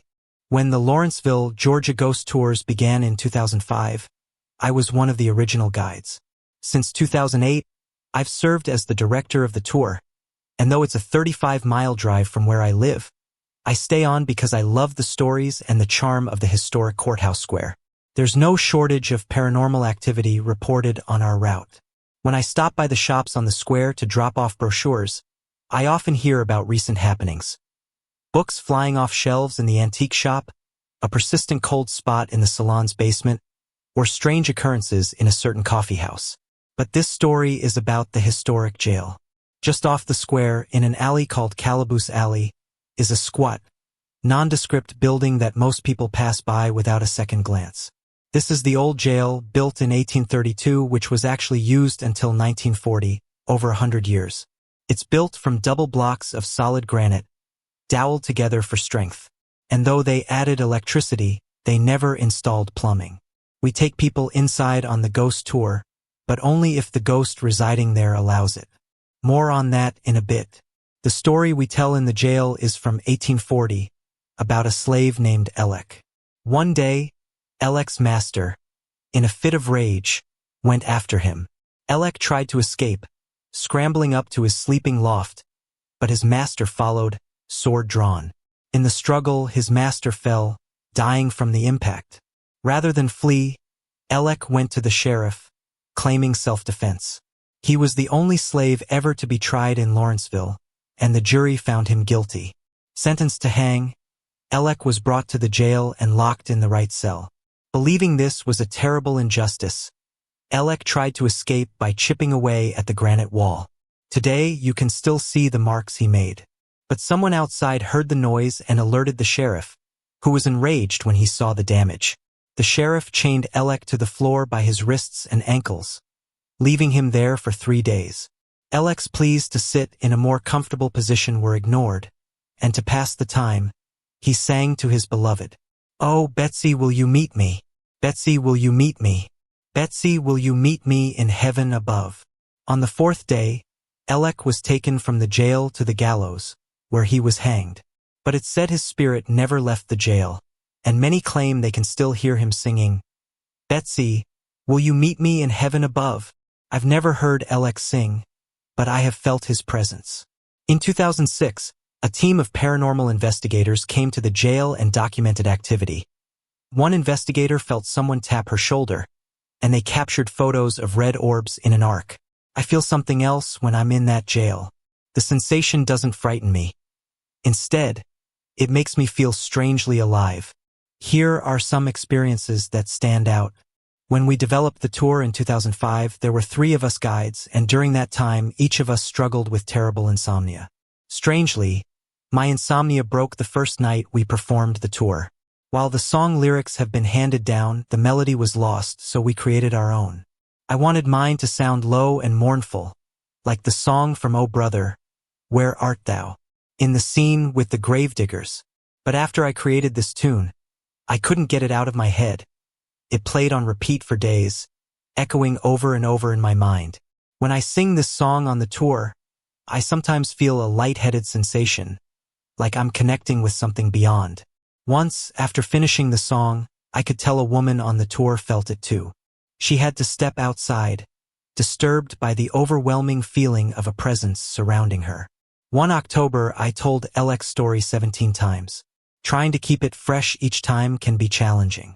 But once, while I was singing in the jail, my voice sounded strangely thin. All of a sudden, it deepened, filled with a resonance that didn't seem to come from me. And then there's the jail door. It's metal and has this amazing, old-fashioned key that looks like something from another era. Usually, it works without a problem, but sometimes it won't budge.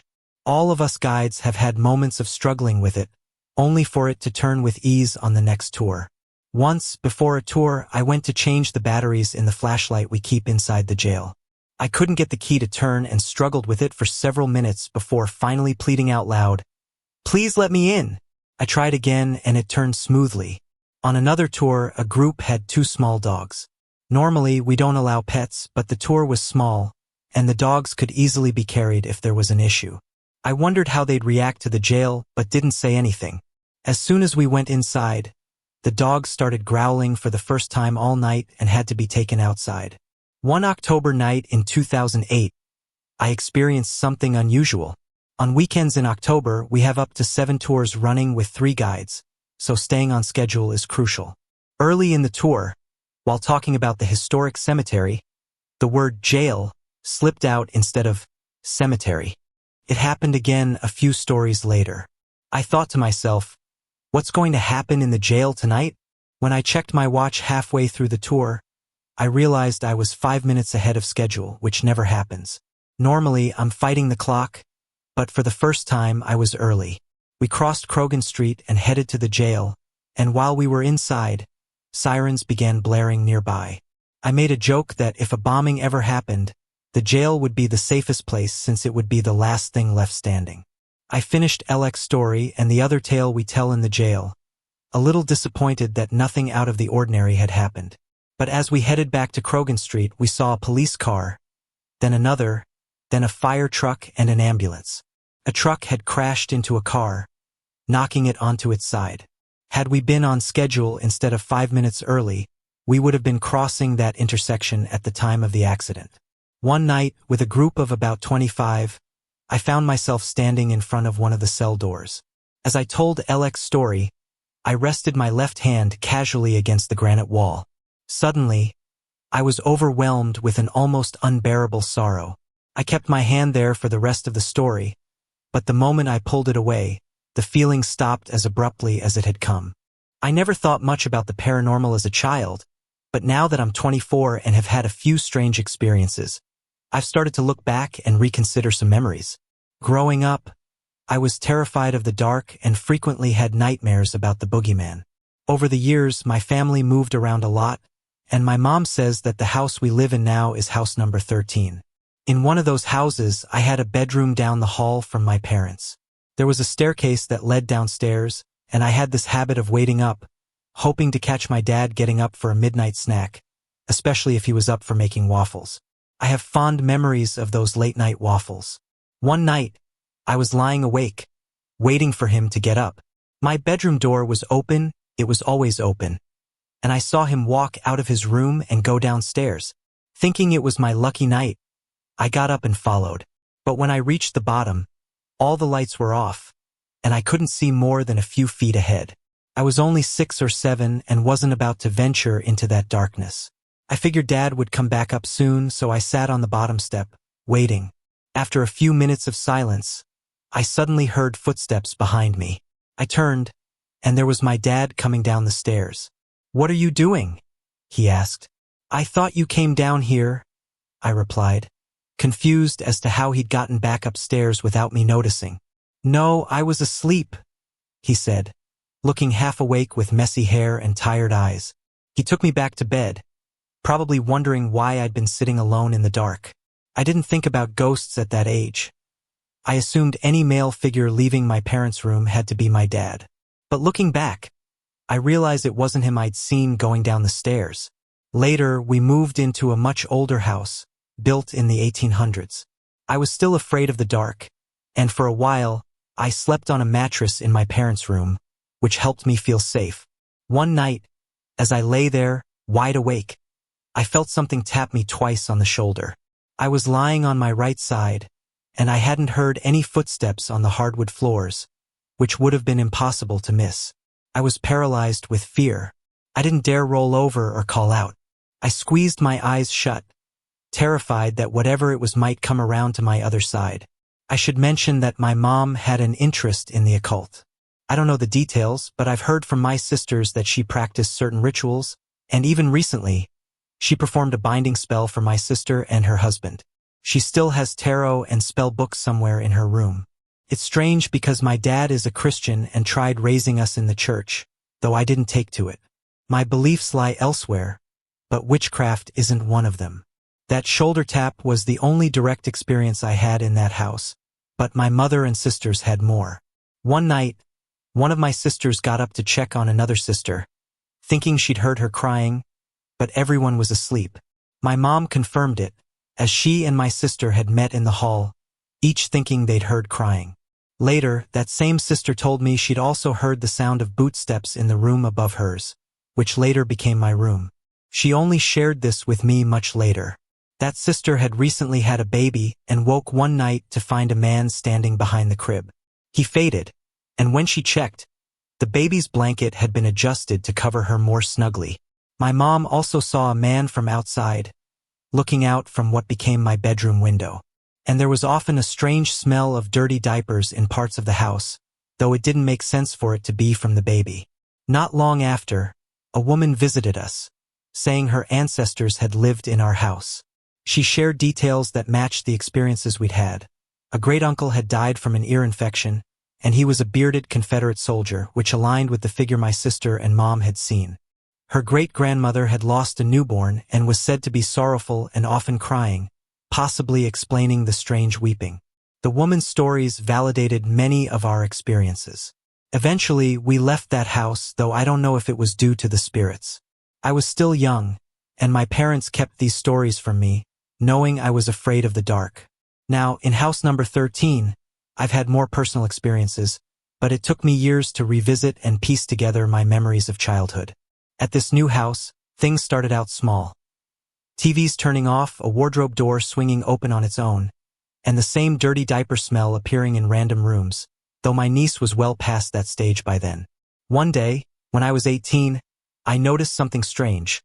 A letter carved into my bookshelf, W. I initially thought it was a prank by either my niece or a friend, as the letter matched the mark made by a small sword ornament I had nearby. But over the next few days, more letters appeared, spelling out, "We are!" exclamation mark and all. I questioned everyone, but to this day, no one claims to have done it. We also had a cat named Mama Kitty, who was unlike any other pet I've had. She'd chase things in the air that we couldn't see, and we sometimes captured photos with orbs floating around us, which I think she could see too. But one night, after experimenting with some recreational substances, I had a profound experience. I felt as if I was radiating psychic energy, a sensation of complete euphoria, almost as if my aura had expanded tenfold. I thought to Mama Kitty, asking her to come into the room, and within seconds, she pawed open my door and came in. With only my thoughts, I asked her to hop onto my bed and lie down next to me, and she did immediately. We had other instances of this one-way telepathic communication, and I believe she could sense the energy I was radiating. That night may have attracted something else, a darker presence. I woke up feeling a dreadful, overwhelming sense of hatred emanating from the corner of my room, like pure concentrated malice. Felt like it was staring directly at me. I opened my eyes, but the feeling dissipated quickly, leaving a cold chill in its place. I rolled over, pulled the covers up, and went back to sleep, a tactic I'd used since childhood. That was the only time I felt that specific dark entity. Years passed, and I didn't encounter anything otherworldly until recently. Early one morning, I woke up struggling to breathe, as if a hand had released my throat just as I woke. I dismissed it as a fluke, thinking I might have simply cut off my own air supply with my sleeping position. But about a week later, after turning out the lights to go to bed, I felt that familiar static sensation in my feet and legs. It was like something was nearby, watching. A few minutes later, I heard my 2-year-old niece, who was spending the night, wake up crying and asking to sleep with my parents. One night while lucid dreaming, I heard a floorboard creak in the room next to mine, followed by the sudden sensation of a presence right next to me. I snapped awake, my heart pounding so hard it felt like it would burst from my chest. It was as if I'd been jolted by a surge of energy. Whether these experiences are genuine paranormal encounters, sleep phenomena, or something else, I can't say for sure. But I'm certain of one thing: whatever this presence is, it's aware of me. And while I don't feel threatened by it, I'd like to understand what it wants. A couple of weeks ago, I started thinking about how I often feel an intense, almost constant energy. I know strange things happen in my house. I can sense it. I've posted other stories before, and from the responses, I see that others have had similar experiences. For those who feel knowledgeable about this, I could use some insight. Curious, I began reading about sex demons, and wondered if that could be what was affecting me. In a way, I invited one to reveal itself to me, though I think it was already present even before I made any invitation. I'd read a lot of stories and fed my belief, and I realize now I may have unintentionally manifested this presence. But if I had a role in bringing it here, I believe I can also find a way to make it leave. One day, I was at my sister's house when I first realized it was real. It started as a strange, anxious feeling that moved into my lower body, making me feel a sensation that I couldn't ignore. Later, when I was home alone, I acted on it, which ultimately led to an encounter that, in hindsight, I regret. I felt an energy drain, but I believe energy is renewable, and with faith I can find strength. I turned to God, seeking confidence and protection, and almost immediately, I felt energized. This presence often feels like a low vibration, a static pressure that settles on my blankets. Sometimes, I sense a shift in air pressure and temperature, with warmth radiating over me. There are touches and gentle sensations, like kisses. At times, I feel tingling at the top of my head, almost like a halo. One night, I even heard a high-pitched note, like a single sung tone, and oddly enough, my dogs downstairs began barking as if they'd heard it too. Feeling uneasy, I tried a simple form of communication, with my left hand as yes and my right hand as no. The entity responded by tapping or touching the corresponding hand. When I asked if it was dangerous, it replied, yes. Was it a demon? Yes. Should I get rid of it? Again, yes. When I asked if it was an incubus, it said yes. But when I asked if it was a succubus, it also said yes. I asked if it could be both, and yes was the answer. Some answers were inconsistent, which made me wonder if there were multiple presences. That night, I had a vivid dream involving sleep paralysis, something I've experienced before in connection to spirits. In the dream, I was a cowboy. I'd been reading a Western, walking between two parked trains at night, sensing this presence following me. I tried to defend myself, drawing my revolvers and shooting into the darkness, but it always felt close behind me. The dream shifted and I found myself with a female presence, but then there was a male presence as well. Suddenly, the presence held me down on the bed, pinning my waist, though my hands and head were free. Tried to grab my hands, and when I resisted, it seemed angered. When I attempted to tell my mother in the dream, my throat seized up, and it felt as though I spat out my own tongue. I woke up, understandably shaken. More recently, while lying in bed, I felt my mattress shift, like something moving beside me. I'm tired of this. It's as if something is always around, hovering, and I need to find peace. That night, I researched ways to bless the house and cast out spirits. I turned on the lights and prayed, feeling charged with a new energy. I'm not religious, and I'm not a fan of organized religion, but this experience made me believe in something greater. I prayed with conviction, using my Bible, and I could feel a shift in the room. I planned to follow through, blessing each room in the house and possibly using salt and amethyst to capture negative energies. Since then, I've been cautious, feeling like I'm always on alert. I feel small sensations, a twitch here, a twinge there, but when I sense the presence, I firmly command it to leave. I'm having trouble distinguishing between its energy and my own, but I'm committed to removing it. If it's truly something I manifested with my mind, then I believe I have the power to clear it from my life. I'd welcome questions or advice, and if anyone's interested, I've shared other experiences that provide more background on my life. There's a lot of negativity in my household. My mom often seems under a dark cloud, and my parents' relationship is strained. It gives the whole house an unsettling vibe. Strangely, a couple of experiences with the female presence felt gentle, even affectionate. But my gut tells me that the male presence is darker and more malevolent.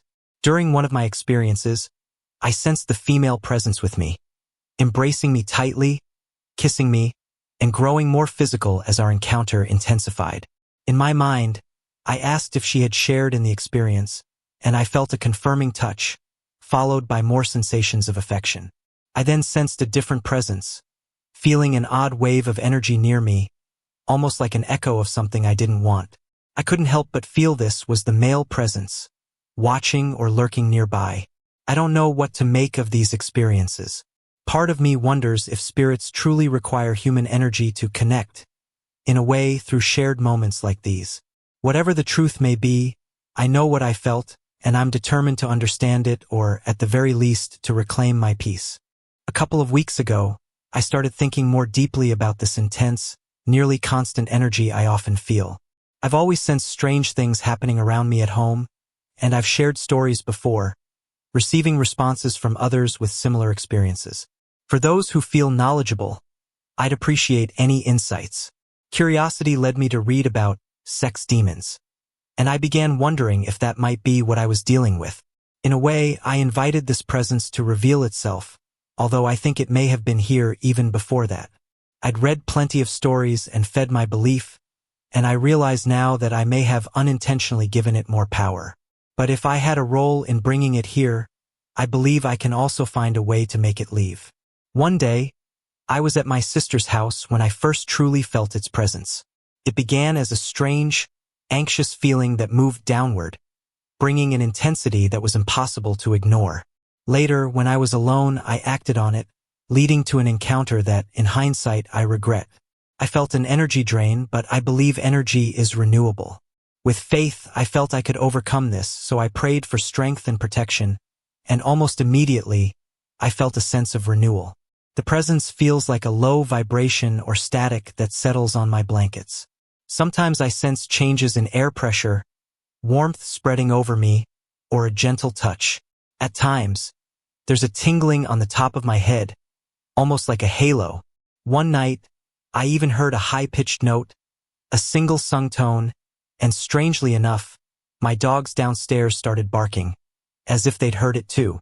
Uneasy, I tried a simple form of communication, with my left hand as yes and my right as no.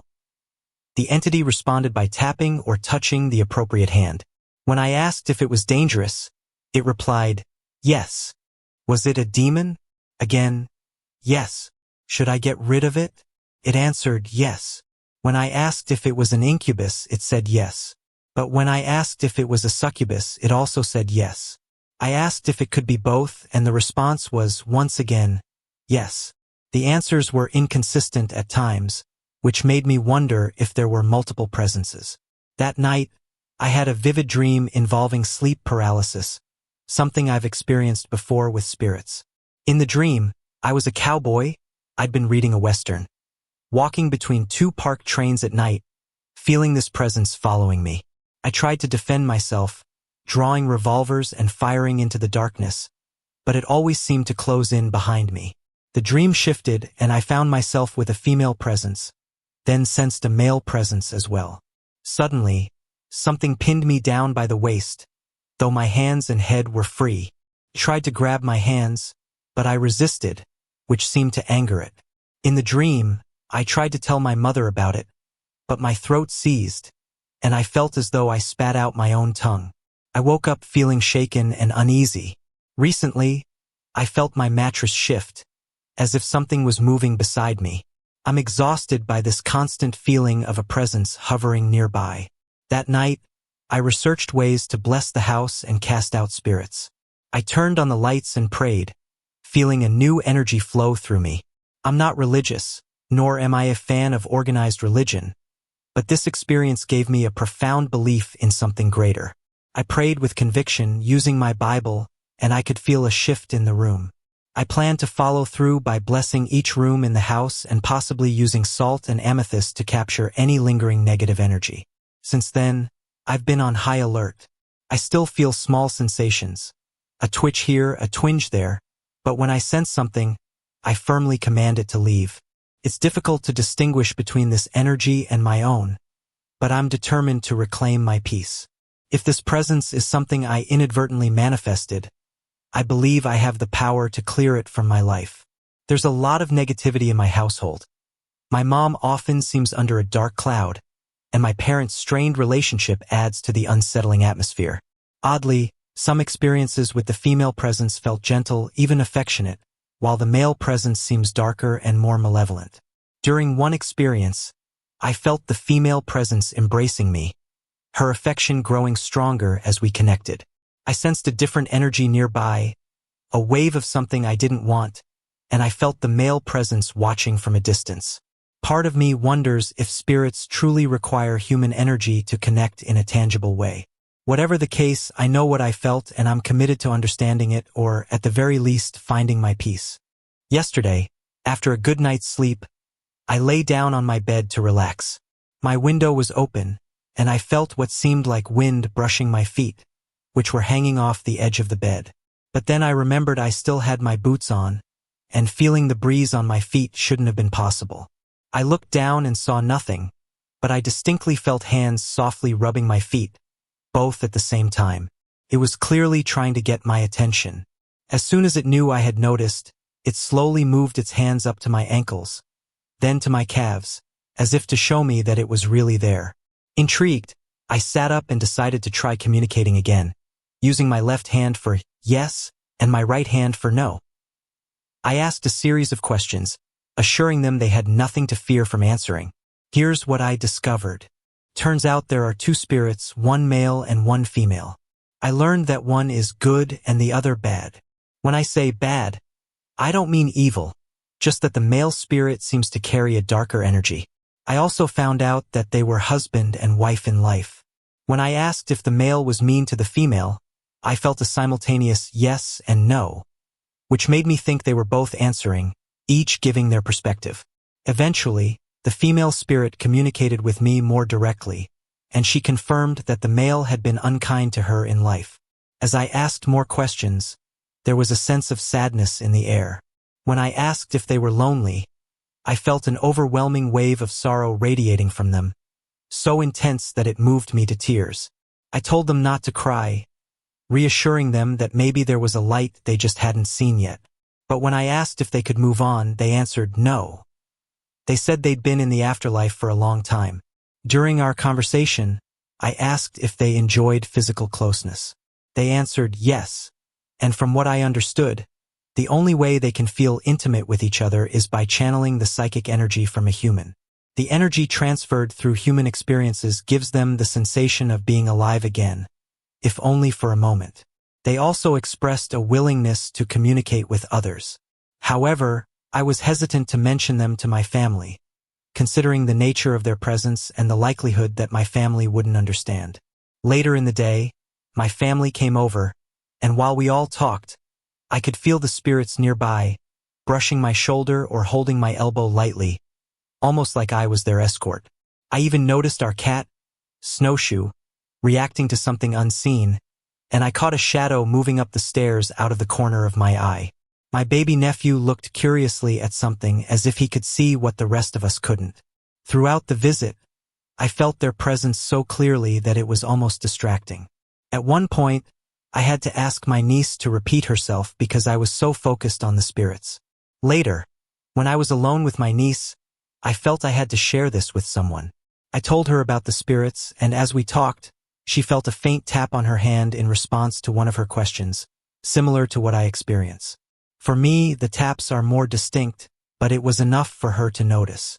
Our conversation shifted into a semi-philosophical discussion about psychic abilities, and occasionally, I felt taps on my yes hand, as if one of the spirits was agreeing with what I was saying.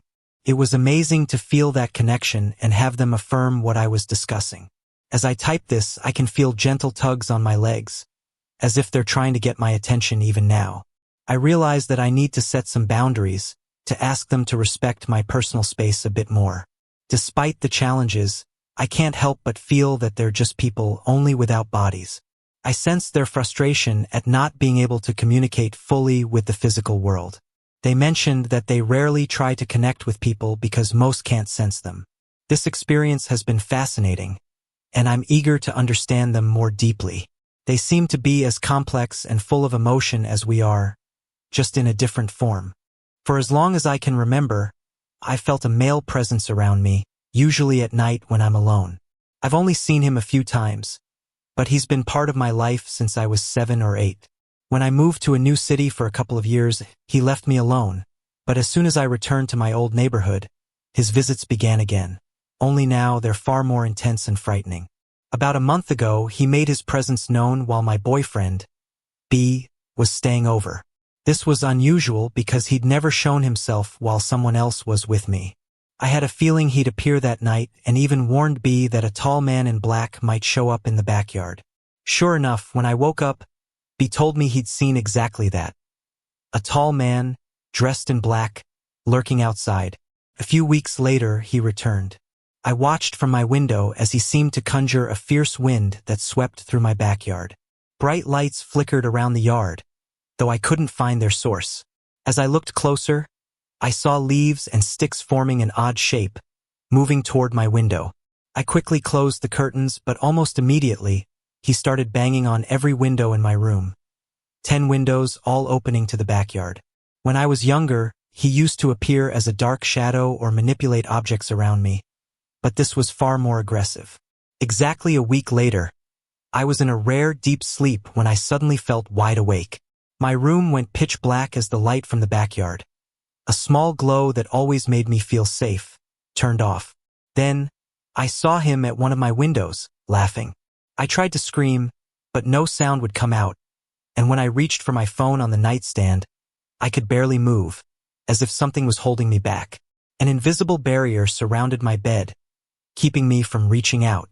He leaned closer, his laughter growing louder, a shrill, mocking sound that filled me with panic.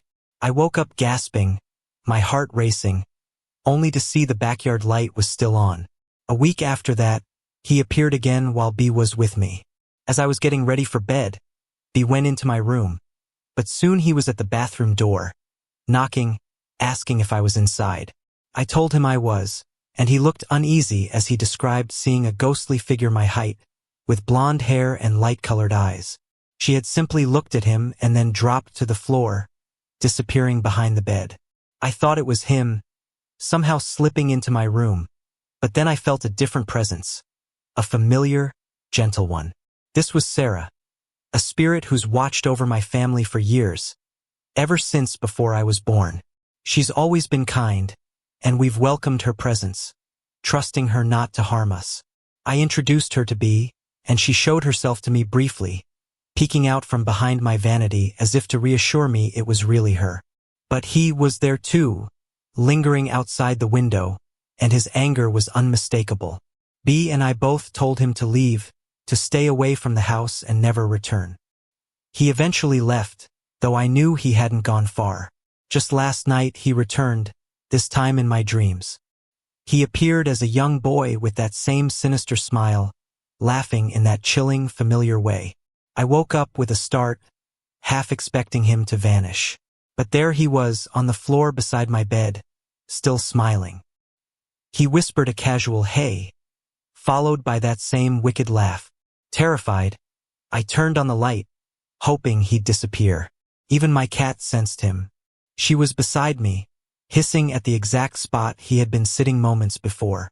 Now, I've been told never to use my back door or windows at night, as that's where he lingers, waiting. I've been told he only avoids the house during thunderstorms. Storms calm me, and he seems to stay away when I feel most at ease. I fear that one day his presence might become physical, that he'll try to harm me in some way. All I want is for him to leave me alone, to disappear forever, never to return. In late 2002, while I was on stand-down orders from the Army, I returned to work with a security company. As a major, I was assigned to a post where officers frequently called in sick or outright refused to go. When I arrived, the officer on duty gave me a tour of the grounds. This was an old foundry in East Central Florida, a massive, worn-out metal shop with buildings that seemed to carry decades of history. I asked the officer if there were any places we should avoid. He shook his head but didn't look entirely comfortable. During the tour, we walked through the employee break room in a modular building that looked relatively new. In one corner, a radio was softly playing country music. The officer walked over, turned it off, and unplugged it without a word. I found it odd, but I didn't press him for answers. Instead, he started talking about the history of the site. Apparently, this area had once been a railroad station about 100 years ago, later relocated to a nearby museum. There were rumors about this place. Stories of violence, tragic incidents, and other dark happenings. Half-jokingly, I asked if he was trying to scare off other officers to get more hours for himself. He looked offended and walked away, leading me to the nearest building without a word. Once inside, he suddenly pulled out a small pistol and flashlight, turning his back to me. My hand instinctively moved toward my revolver, a Smith & Wesson .357 Magnum, just in case. He finally turned and said, "This might not do much, but it makes me feel better." I tried to keep things light. "I hope you've got a permit for that thing." He laughed. "Kid, it's not even loaded." I decided to leave it at that and continued following him through the building. The foundry was filled with heavy machinery and equipment, with a narrow path down the center marked by faded yellow paint. At the far end, there was a small security office, a desk with an old, duct-taped chair, a phone, and a radio. Before leaving, he asked if I planned to stay the whole night. I told him I was, as his relief officer had called in sick. He nodded, mentioning the female officer who'd worked the previous night. She'd apparently been so scared that she'd called him to take over her shift early. He muttered that it was probably going to be a long night for me too. After he left, I decided to make another round. This time, I took my Jeep to cover the large property more efficiently. Satisfied that everything was clear, I returned to the office, turned on the radio, and started working on payroll.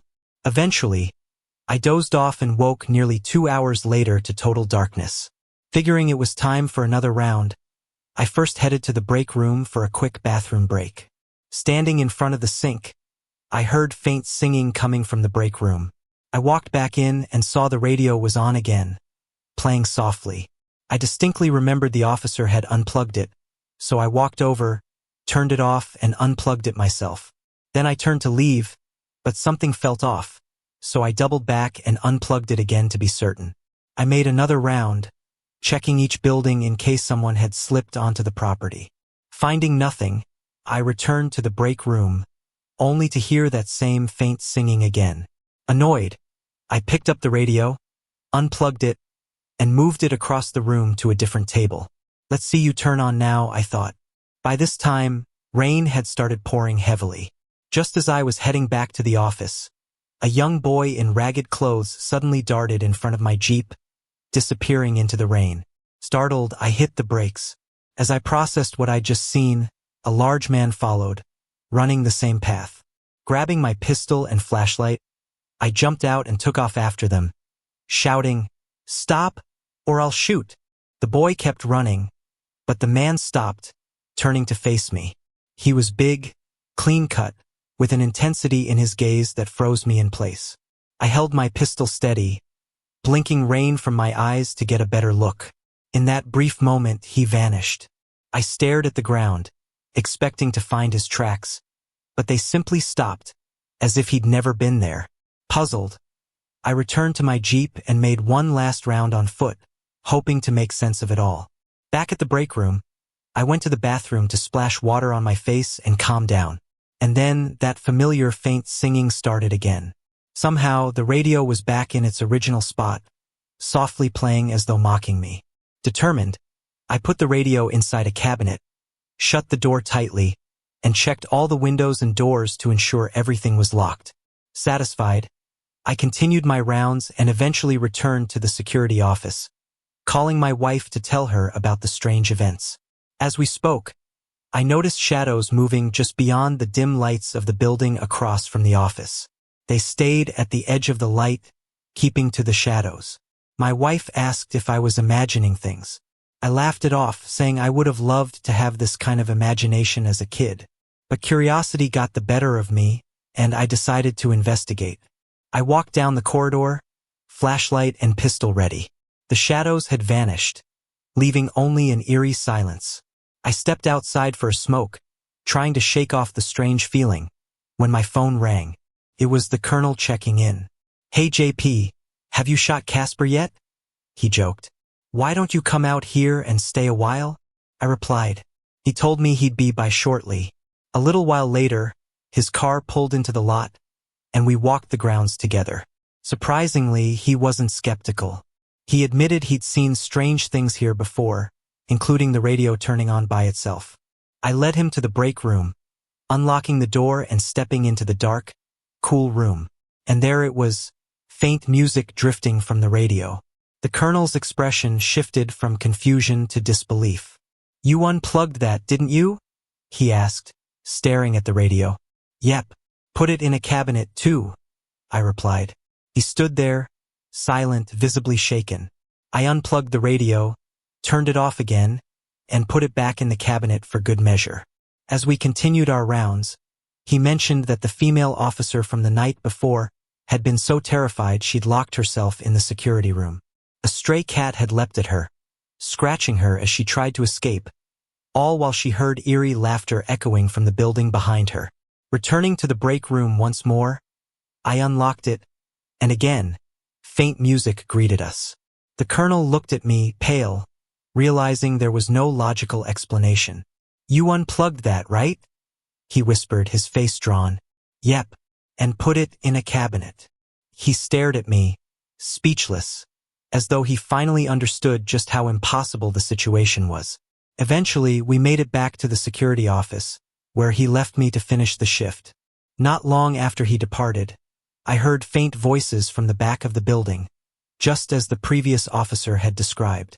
Deciding to investigate, I exited through the side door and crept along the shadows, moving toward the dark doorway.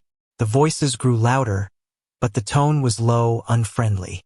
I tapped my flashlight against the wall, hoping for some reaction, but the voices didn't stop. I finally stepped inside, finding only silence. Whatever was happening, it was beyond any logical explanation. I returned to the security office, my mind racing. When my relief finally arrived, he looked exhausted. "You're still here? Thought you'd be too scared to last the night," he said, surprised. I shrugged, hiding my own uncertainty. "I've been in worse places. Don't see what the fuss is about." "Didn't see any ghosts?" he asked, his face a mix of relief and anticipation. I chuckled. "I don't believe in Casper. Maybe you need a vacation?" I replied, letting him wonder just what kind of night I'd really had. It was July 1999. My best friend invited me to go jet skiing with his family in the Atlantic. As usual, I gladly accepted and drove over to his house to stay the night. When I arrived, they had just finished dinner, and everyone was sitting around the table planning for the next day's trip. I joined in, listening to the plans as my friend's dad eventually headed to bed.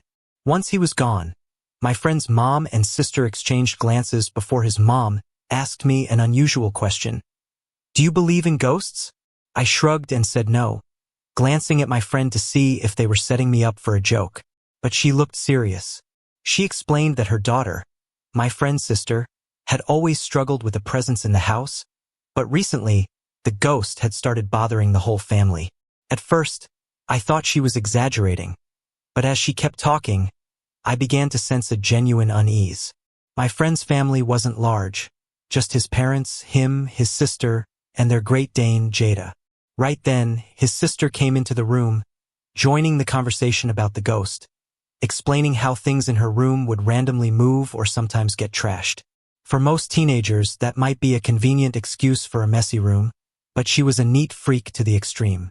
She admitted she could only ignore it for so long before asking my friend to bless the room, as he was very religious back then and believed he could cast out evil spirits. For a few nights, everything seemed fine. The house felt lighter, calmer, like a breath of fresh air, his mother said. But the peace didn't last. One afternoon after cheerleading practice, his sister came home to shower and get some fresh clothes. She went to the bathroom she shared with her brother, and as she opened the linen closet to grab a towel, she was greeted by the sight of a sickly-looking old woman crouched in the closet, staring up at her. Horrified, she ran naked through the house to find her brother. I later found out she was so terrified she had been staying at a friend's house since. By this point, I was more skeptical than ever. Sensing this, my friend shared his own experience with the spirit. "I thought I scared it off," he said, "but it seems I just pissed it off. Now it's in my room, too." He went on to describe how it would scratch the walls and ceiling and even pull the covers off him in the middle of the night. Trying to be polite, I listened, but couldn't help throwing in a few sarcastic jabs here and there. It just sounded too far-fetched. They eventually gave up trying to convince me but warned me to avoid provoking it. Later that night, I set up a makeshift bed on the floor of my friend's room while the family stayed in the living room, probably still talking about the ghost. His room had a walk-in closet with only one door and no vents. I gathered some blankets, a pillow, and an old military bed roll, noticing a peculiar oriental lamp that barely lit the room. Curious, I went back to ask about it. My friend said, "It doesn't like the light, so I leave it on so I can sleep." I couldn't resist poking fun. "A night light." I laughed, warning him that if I woke up to see him sucking his thumb, he'd never hear the end of it. When we finally went to bed, we stayed up talking, as kids do. About 20 minutes later, I heard scratching sounds coming from the closet. Assuming he was trying to mess with me, I sat up and told him to knock it off. He shrugged and said, "That's how it always starts." I rolled my eyes, accusing him of letting his imagination get the best of him. "If this ghost is real, why can it only scratch the door?" I joked. "Is it retarded?" I barely got the words out when the closet door began shaking violently, as if someone were trying to kick it in. My friend raised his hands in a gesture that clearly said, "It's not me." For the first time, I realized he had nothing to do with it. The door banged and scratched in turns before finally going silent. After it stayed quiet for a while, we eventually managed to fall asleep. Maybe 3 hours later, I woke up, annoyed by the light. I sat up and turned it off, figuring I could sleep better without it. The next thing I knew, a strange, shrieking whooping sound filled the air directly above me. It was a sound like nothing I'd ever heard, chilling and alien. The next moment, my friend was standing on his bed, frantically reaching for the light switch. He looked pale as a sheet and furious. "Why did you turn that off?" he demanded. "Now it won't leave us alone." We left his room and went to the living room, hoping to get away from whatever was in there. But it seemed angrier than ever. As we stepped into the hallway, his bedroom door slammed shut, then swung open again before slamming shut a second time. My heart raced. I almost had to check my underwear. The noise coming from his room was like a hurricane, furniture rattling and slamming as we sat there in silence, just listening. My friend looked tired and annoyed, like he'd been through this before. After a while, the tantrum subsided, but scratching sounds began in the ceiling of the living room. They went on so long that eventually we just stopped paying attention. The next morning, I apologized to his mom for doubting her story. I felt like a complete idiot. She explained she'd been in contact with a minister who planned to come bless the house, but he wanted to research further before attempting it. In the meantime, my friend was sleeping in the den, and they were all doing their best to ignore the spirit's antics. Later that week, his sister wanted some photos in her new cheerleader uniform before a football game. The family set up a mini photo shoot with lights and everything, and we all hung around watching. She even invited some of her cheerleader friends, and we were there more for the chance to check out her friends than anything else. Afterward, they dropped the film off at a 1-hour Photoshop. When they returned with the photos, his mom held them out to us, her face serious. "You two need to see this," she said quietly. In several of the pictures, a shadowy figure appeared, a faint but distinct image of an old woman. The photos were taken with a semi-auto camera, so nothing was skipped. In the sequence, the shadow moved across a few frames, stopped, and then appeared again, walking back in the other direction. The setup had perfect lighting in front of the subject, so no shadows should have shown up at all. When they took the pictures to the minister, he was speechless. The next day, he came to bless the house. They only had one more encounter in 2002, just before my friend and I left for Iraq. Since then, nothing else has happened. The family still owns the house, but they're rarely there anymore. Sorry to interrupt. If you're enjoying the story, let me know in the comments and tell me where you're watching from. Don't forget to like and subscribe for more. I'm 57 and retired, living in the small town of Douglas, Georgia. For several months now, I've been hearing a distinct tapping sound coming from my bedroom closet. As someone who spends a lot of time in my bedroom due to occasional back pain, I've noticed that this tapping tends to happen once or twice a day, mostly in the afternoons or evenings, though sometimes as late as 11:30 p.m. It's always 3 quick taps, loud enough to be heard even from my computer room across the hall. It sounds like wood tapping against wood, similar to drumsticks clicking together. This has been going on consistently, and it's loud enough to grab the attention of my 3 cats, who often perk up and look toward the closet. I'm confident it's not a typical household noise. There are no pipes in the closet, and I've ruled out rodents or other animals. Some friends suggested it might be my late mother, who passed away last July, letting me know she's okay.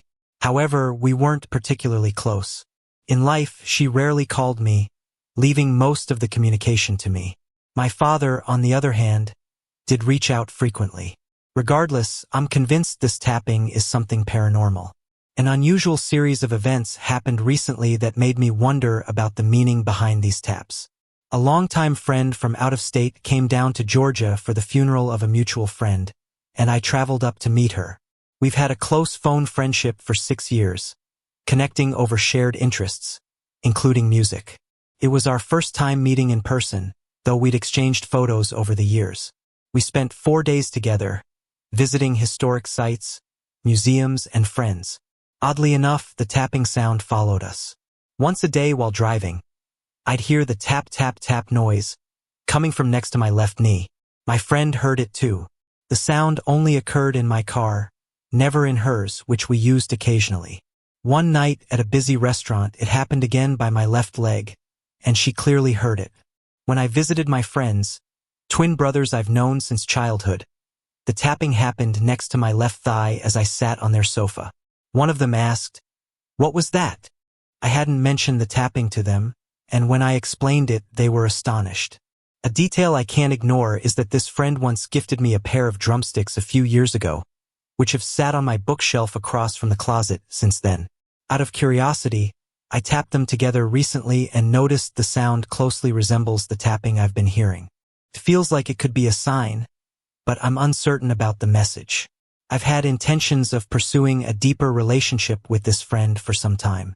We enjoy great conversations, but she's had some difficult marriages in the past and tends to be hesitant about commitment. I had expressed my feelings to her after our recent visit, but she wasn't receptive, saying she was happy living alone. The next day, she emailed me, asking me to distance myself, which I chose not to read too deeply into. I now have the mindset that if she is a true friend, she'll reach out again, and if not, I'll accept that. Given that she was the one who gifted me the drumsticks, I'm wondering if this tapping might somehow relate to her. Could it be a sign about our relationship, perhaps a warning, or maybe encouragement? I'm open to any and all ideas about what this could mean, or if it might be something else entirely.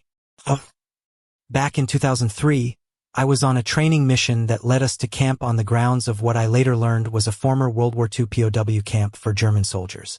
It was an unusually cold February night for Florida, the temperature dropping into the low 20s. With Florida's humidity and gear meant for warmer weather, every gust of wind cut through like ice.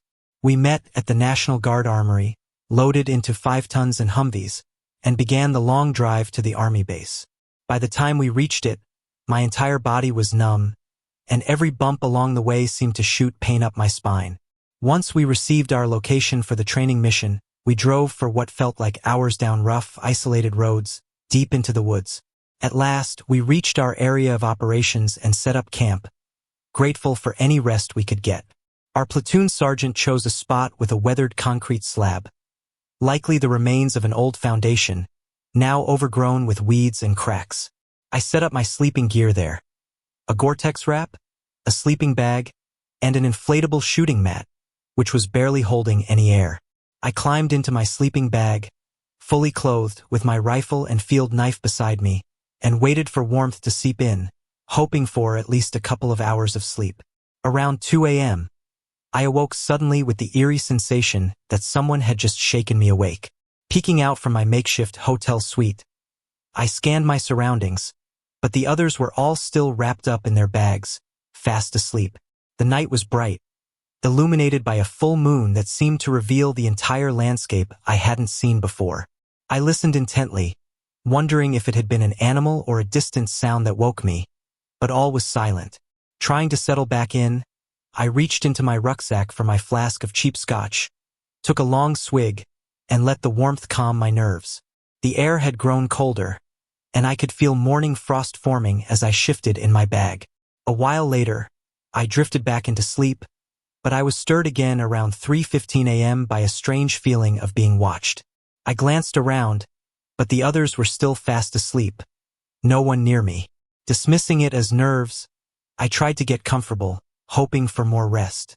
Then I felt a solid kick in my back. I shot out of my sleeping bag, expecting to see someone messing with me, but once again, no one was there. Frustrated, I grabbed my rifle and went over to the tree line to relieve myself, taking my time and keeping an eye out as I returned to my sleeping spot. The area around my bag was empty. No one had been lying behind me, and I figured maybe it had just been a muscle spasm. Resigned, I crawled back into my bag. But just as I started to relax, I was hit with another hard kick, this time to my stomach. I froze, glanced around, but again, nothing. Annoyed and slightly unnerved, I lay still, hoping the sensation would pass, until finally checking my watch.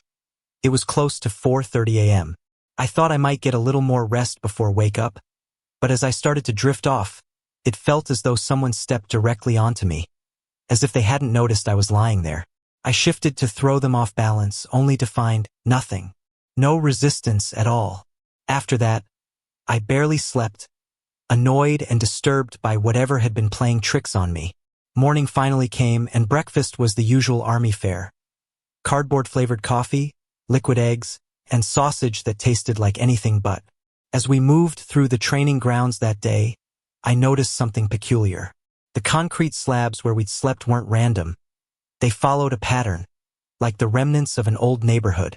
Yet there were no fences, just stretches of ground covered in jagged, broken glass that seemed to mark the boundaries of the area. I mentioned it to a sergeant, and he told me that at one time this place had been a POW camp. Instead of fences, they'd scattered broken glass along the edges to deter escape, which made sense, considering that any materials that could be used for makeshift footwear were likely confiscated. Later, I confirmed that this had indeed been a POW camp, and that at least 5 prisoners had died here, mostly from natural causes or illness.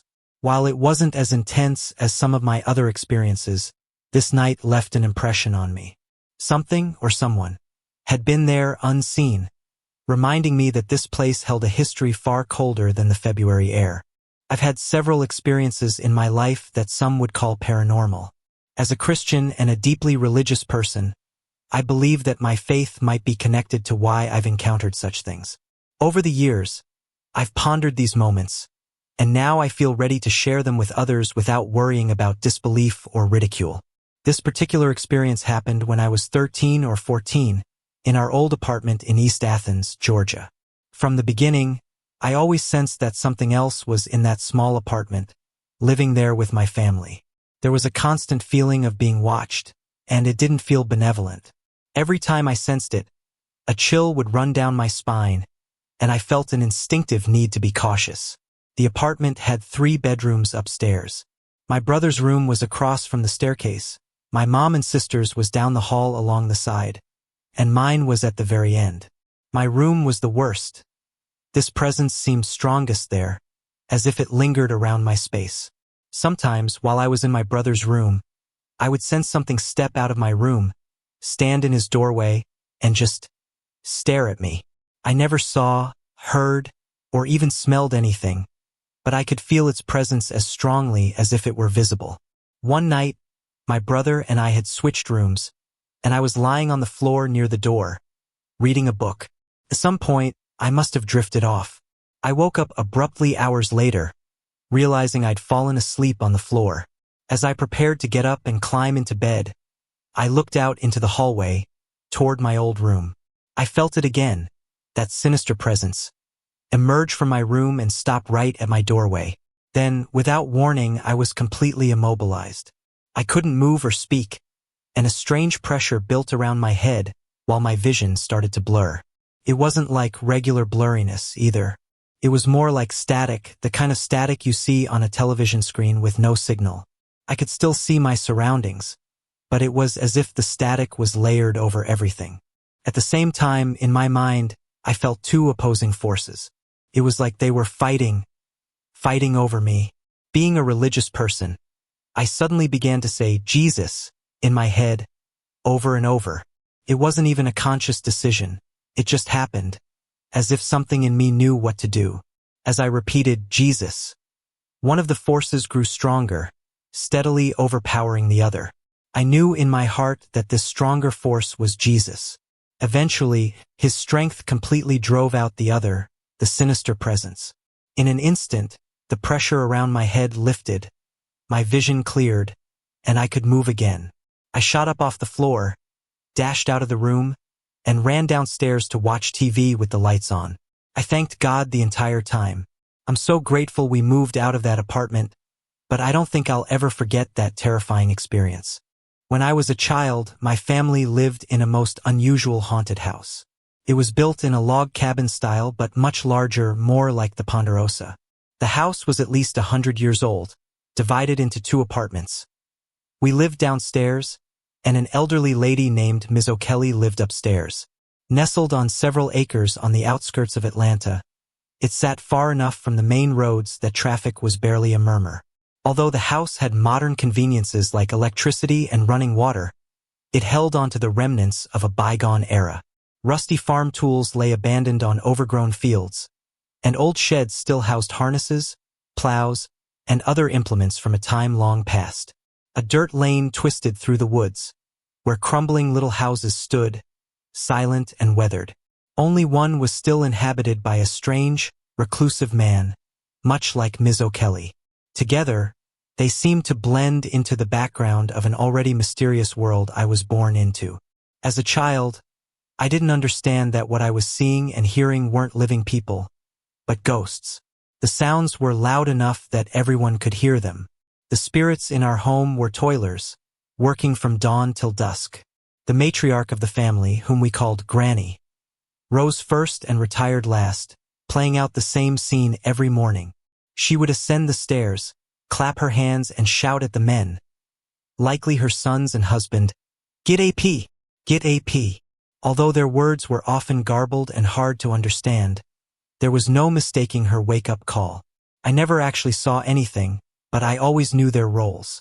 Granny would be in the kitchen, clanking dishes and silverware as she prepared breakfast. I could hear the men leaving through the side door to harness the horses, their chains rattling as they prepared to plow the fields. Later, the rhythmic thumping of Granny churning butter or the soft tapping of a spinning wheel would fill the air. Throughout the day, I'd hear the sounds of hammering, sawing, and the distant creak of wagons fading in and out. The strange thing was, if you stepped into a room where you heard the noise, it would stop. And as soon as you left, it would start up again. Outside was the same. Enter their work area, and the sounds would pause, resuming only when you walked away. This made me believe these were real people always just around the corner. One year, my grandmother became seriously ill, and we started spending weekends away from home. Each time we returned, Ms. O'Kelly would mention how a whole gang of them had been downstairs, jibber-jabbering away. When we weren't there, it seemed our household ghosts had company, extra noise that sounded like the chatter of friends and family gathering.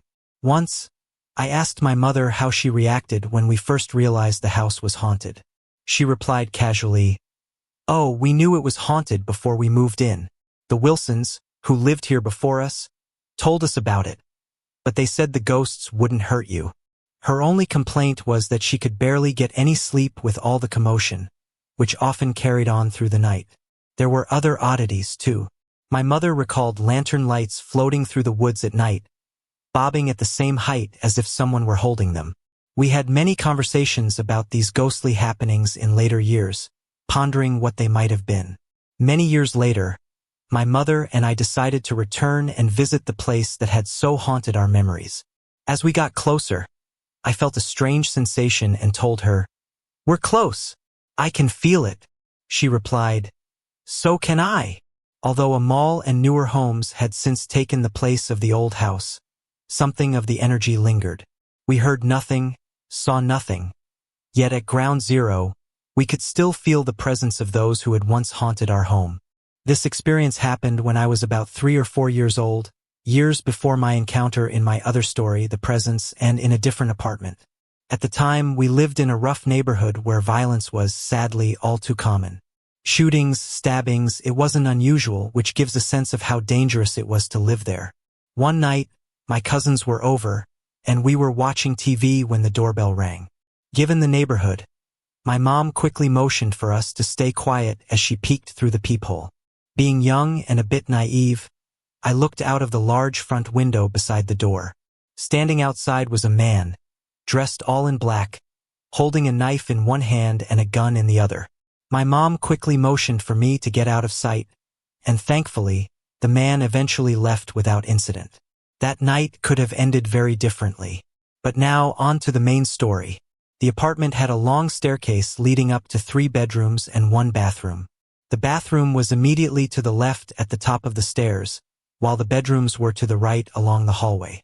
Sometimes, being young and afraid of the dark, I'd sleep beside my mom. On this particular night, I woke up needing to go to the bathroom. The apartment was eerily silent and dark, so I figured I'd take care of business quickly and get back into bed. I stepped out into the hallway and headed for the bathroom. To get there, I had to pass by the staircase. As I did, I saw something that I'll never forget. Coming silently up the stairs was a young blonde nurse. She was pushing a hospital emergency bed, and on it was a figure covered completely by a white sheet. Strangely, the bed made no sound as it moved up the stairs, though the wheels should have squeaked or at least made noise bumping against the steps. When she came close enough, she looked at me, and I remember feeling only curiosity, not fear. Then, she spoke words that would haunt me for years. "Will you keep this body for me?" she asked. I had no intention of keeping a body for anyone, so I answered her simply, "No." But the nurse repeated her request. "Will you keep this body for me?" I repeated, "No." Somehow, I sensed that she wanted to leave the body with me, but I had a feeling she might not come back for it if I agreed. We repeated this back and forth a few times, her asking and me firmly refusing. Then she said, "I'll show you," and lifted the sheet from the face of the body. What I saw turned my curiosity into pure terror. The face underneath was bloody and disfigured, marked with deep cuts and bruises, barely recognizable. After showing me the face, the nurse asked one last time, "Will you keep this body for me?" I looked at her, then back at the face and said firmly, "No." At that, the nurse turned the bed around and began to descend the staircase as silently as she had come. She reached the bottom and then disappeared. I don't remember if I ever made it to the bathroom that night, but I do remember running back to my mom's bed and curling up beside her for the rest of the night. The next morning, I told her what I'd seen. She thought the nurse might have been someone who was murdered in the apartment, considering how dangerous our neighborhood was. It was August 28, 1998, and I had been back in Atlanta for about a month. After a tough year, losing my job and ending things with Rob, I had transferred from Maryland with my new job and was thrilled to be home again with family and friends. Since I was still trying to sell my house in Maryland, Mom graciously let me stay with her for a while. It was the back-to-school season at work, and I had been putting in long, exhausting hours.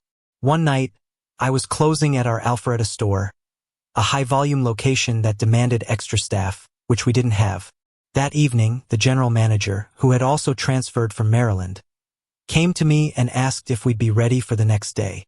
I assured her that we'd stay until everything was back in shape. By the time we left around midnight, the store was in decent condition. I thanked Jamal, my coworker, and headed home, eager for some much-needed sleep. As I drove home, an unsettling feeling crept over me, like I was being followed. By the time I turned onto Sheridan, the sensation intensified, but I was almost home, so I ignored it. Pulling into the driveway, the feeling lifted, and I relaxed, ready to fall into bed. But the moment I stepped out of the car, I was met by a man dressed entirely in black, pointing a gun in my face. I screamed, but then quickly stopped, not wanting to wake Mom. I didn't want her to get hurt or make things worse by coming outside. The man told me to come with him, and I thought he wanted to take me. But then he ordered me to go back to the store and open the safe. Oddly, I felt calmer knowing that he was after money, not me. I also felt the comforting presence of someone else, an entity helping me through the ordeal. My dad had passed away in 1993, but I knew he was still watching over Mom. That night, I could sense his anger at what was happening, and it was as if he was there beside me. At one point, I even felt him take a swing at the man with the gun. From that moment on, Dad stayed with me the whole night. The man put me in the back seat of an old Camaro or Firebird and grabbed my car keys. My heart raced, worrying he might go into the house and hurt Mom, but he reassured me that all he wanted was the car. I could feel Dad's presence beside me, holding my hand, and somehow I knew everything would be okay. When we reached the store, the man instructed me to unlock the door, disable the alarm, and go to the cash office.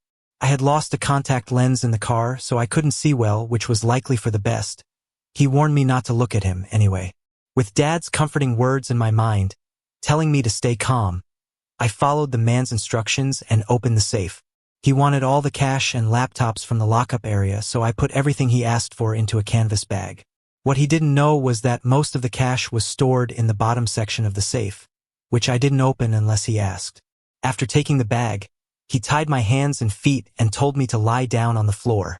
The second he left, I jumped up, hobbled to the door, and slammed it shut. He couldn't re-enter the cash office without a key. I quickly freed my hands, set off the alarm, and felt my dad's steady presence keeping me calm. I called the police and then notified my general manager and district manager to let them know I was safe. By the time I got home around 4 a.m., I shared everything with Mom, including the feeling that Dad had been with me through the entire ordeal. She wasn't surprised and didn't think I was imagining things. She feels his presence, too, often sensing that he watches over her, making up in spirit what he couldn't give us in life. It was August 5, 1997, and I was driving home one night with my wife and baby son in the car.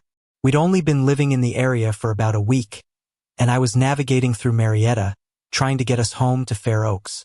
As I took a left turn, I passed by several large houses on one side of the road, and on the far side, I caught a glimpse of trees and, just beyond them, what looked like a cemetery. As we approached the entrance of the cemetery, I saw a small figure standing in the middle of the road. My instinct kicked in, and I slammed on the brakes, but I wasn't fast enough. I shut my eyes, bracing for the impact, expecting to hear a thump or a scream, but there was nothing, no sound at all.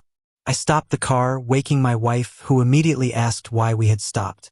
I told her I'd seen someone in the road, but she didn't respond. I got out and walked over to the spot where I thought the figure had been standing. Glancing at the house nearby, I saw lights on inside, so I decided it was best to move along and get back in the car. We drove in silence, and my wife kept asking what happened. I told her I'd seen someone, a small figure, in the road. She seemed to think I was just tired, and when we finally made it home, I went straight to bed. That night I had a dream. In the dream, everything felt eerily familiar. My wife wasn't in the car, but my son was, and I turned onto the same road where I'd seen the figure. This time, I saw a glimpse of the person I'd thought I'd hit. I think it was a young girl. She was wearing pastel pink clothing, loose and slightly baggy, with lines in the fabric. I caught a fleeting image of her face. Round, innocent eyes, steely gray, and a large forehead. Her hair was blonde, messy, though I couldn't see it clearly. Then I saw her again, and her eyes looked different. Darker, maybe brown, fuller and rounder. I closed my eyes in the dream, and when I opened them, I was outside the car, looking at my wife lying in the road. She wore her work clothes and a long, black coat. Her face was partially covered by her hair, and her eyes were closed, but she was smiling. Then, as I watched, she seemed to dissolve, like an aspirin dissolving in water, fading from the edges inward. In the background, I heard a child's voice say, "I want to be Rourke." I'm not sure if that's exactly what it said, but Rourke was the closest word I could make out. The voice sounded like a young girl's. When I woke up the next morning, strangely, I felt at peace. I never told my wife about the dream, and she seemed to have forgotten about that night, so I never brought it up again. The following day, I decided to go back to the cemetery. When I arrived, it was almost empty, except for an old man sitting on a small bench beneath a tree. I wandered in briefly but didn't find anything that explained what I'd seen, so I turned around and left. Since then, I haven't thought much about that night, but whenever I do, I can't shake the feeling that I saw a ghost. When I was 7, I lived in Forsyth, Georgia, with my older sister Sarah and my mom, January. As the youngest in a family of 4 and now 5, no one really took my stories seriously. Strange things always seemed to happen to me, no matter where we lived, but my mom, trying to keep the peace in a house full of kids, encouraged me to keep these experiences to myself. Even as a child, I had a tough outer shell, but inside, I was sensitive, especially when it came to things others couldn't see. Maybe that's why my siblings never shared their experiences with me, or maybe, as I was told, they had also been sworn to secrecy. One day, after school, Sarah and I got off the bus. She had just turned 10 and I was 7. We were used to being home alone for a few hours, taking care of our homework and making ourselves snacks while Mom worked. Usually, she left the door unlocked for us under the garage. But that day, for some reason, it was locked. We ran to the neighbor's house, called Mom at work, and found out where the spare key was hidden. When we finally got inside, I dropped my things by the door, and Sarah went to her room. I was headed toward the kitchen when I heard footsteps behind me. At first, they were soft and slow, but then they grew louder, faster, and closer. I thought it was Sarah, but as the footsteps got closer, I knew it wasn't her. I could feel a heavy, hot breath on my neck, and a chill ran down my spine. I ran until I reached the far wall, where I collapsed, shaking, and covered my head in terror. Sarah came running from her room, asking me what was wrong. She'd been in her room the entire time, nowhere near me or the kitchen. I told her I had just tripped, not ready to explain what had really happened.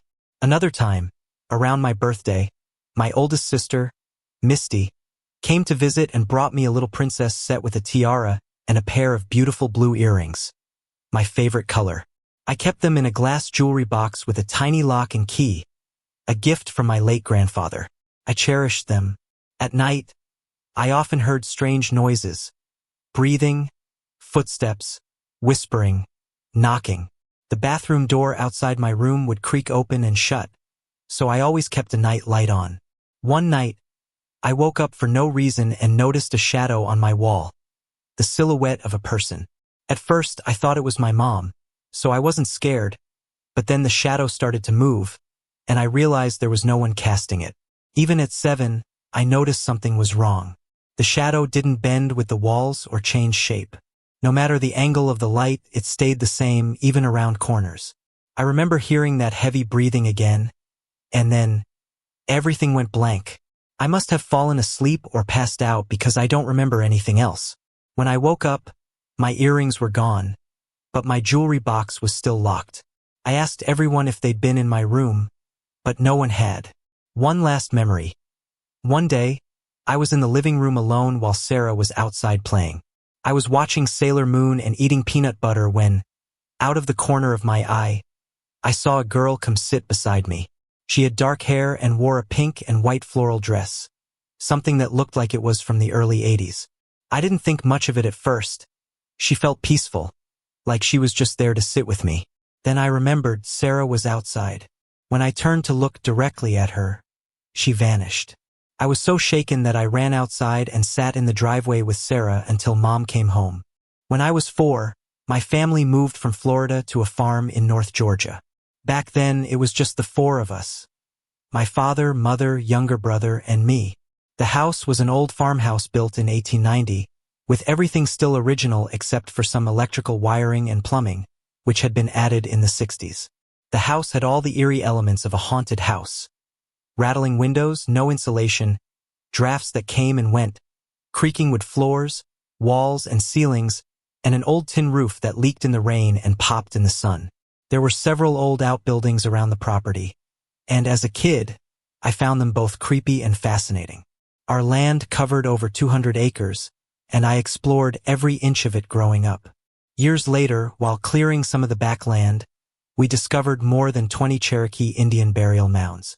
It was a fascinating find, especially because I'm part Cherokee, though only 1/16. I doubt the mounds had anything to do with what went on in the house. They were over half a mile away, but the woods around them held plenty of strange sights that kept me on my toes. I loved that farm, but it came with its dark memories, too. My first unsettling experiences began when I was about 6. They continued randomly throughout my childhood. I grew up without much fear. I'd been taught that things in the woods were more afraid of me than I was of them. I'd walk through the woods at night without a light, listen to strange sounds in the house and think they were cool, and laugh at spooky movies. But the one thing that terrified me was going to sleep. It wasn't just the nightmares, though they were frequent. It was also what happened after I woke. Sometimes, I'd wake up in a cold sweat or shaking, but other times, I'd wake up with a black eye or a bloodied lip. At first, my parents thought I might have rolled out of bed or tripped in the dark, not remembering it later. But when I turned 8, things got more intense. My parents had different sleep schedules. Dad was usually in bed by 10 p.m., while Mom stayed up until midnight or later. One night, Mom was watching TV, and it was well past 1 a.m. when she got up during a commercial break and heard something from our bedroom. My brother and I shared a room, and she heard what sounded like groaning and crying, so she went to check on us. She flipped the light switch on, but it immediately blew out, leaving her in the dark. At that moment, I remember feeling trapped, as if my nightmare had become real and I was struggling against it. My mother screamed, calling for my father, who came running with a flashlight. I remember the beam hitting my face before he picked me up off the bed. They took me to the bathroom to wash my face, but exhaustion took over, and I don't remember much else after that. The next morning, my mother told me what she had seen, and it sent chills down my spine. When she turned on the light, she glimpsed a dark shape on top of me, swinging violently in my direction. At first, she thought it might be my brother, as we often fought like brothers do, but he was fast asleep in his bed across the room. After the light flashed off, she couldn't see anything clearly, just spots, but she was terrified when she saw my face. When I looked in the mirror, I could see why. A black eye was forming, dried blood around my nose, a busted lip, and strange scratches down the left side of my face. I didn't go to school that day, and it was a quiet day around the house. Dad was out working the cattle, Mom busied herself with chores, and I watched TV, replaying the night in my mind. In time, the memory faded, and we rarely spoke about it. Only occasionally do I even think about it. But looking back, I can say one thing for certain. Whatever haunted me that night, it wasn't just a ghost. This was only the beginning of what life had to throw at me.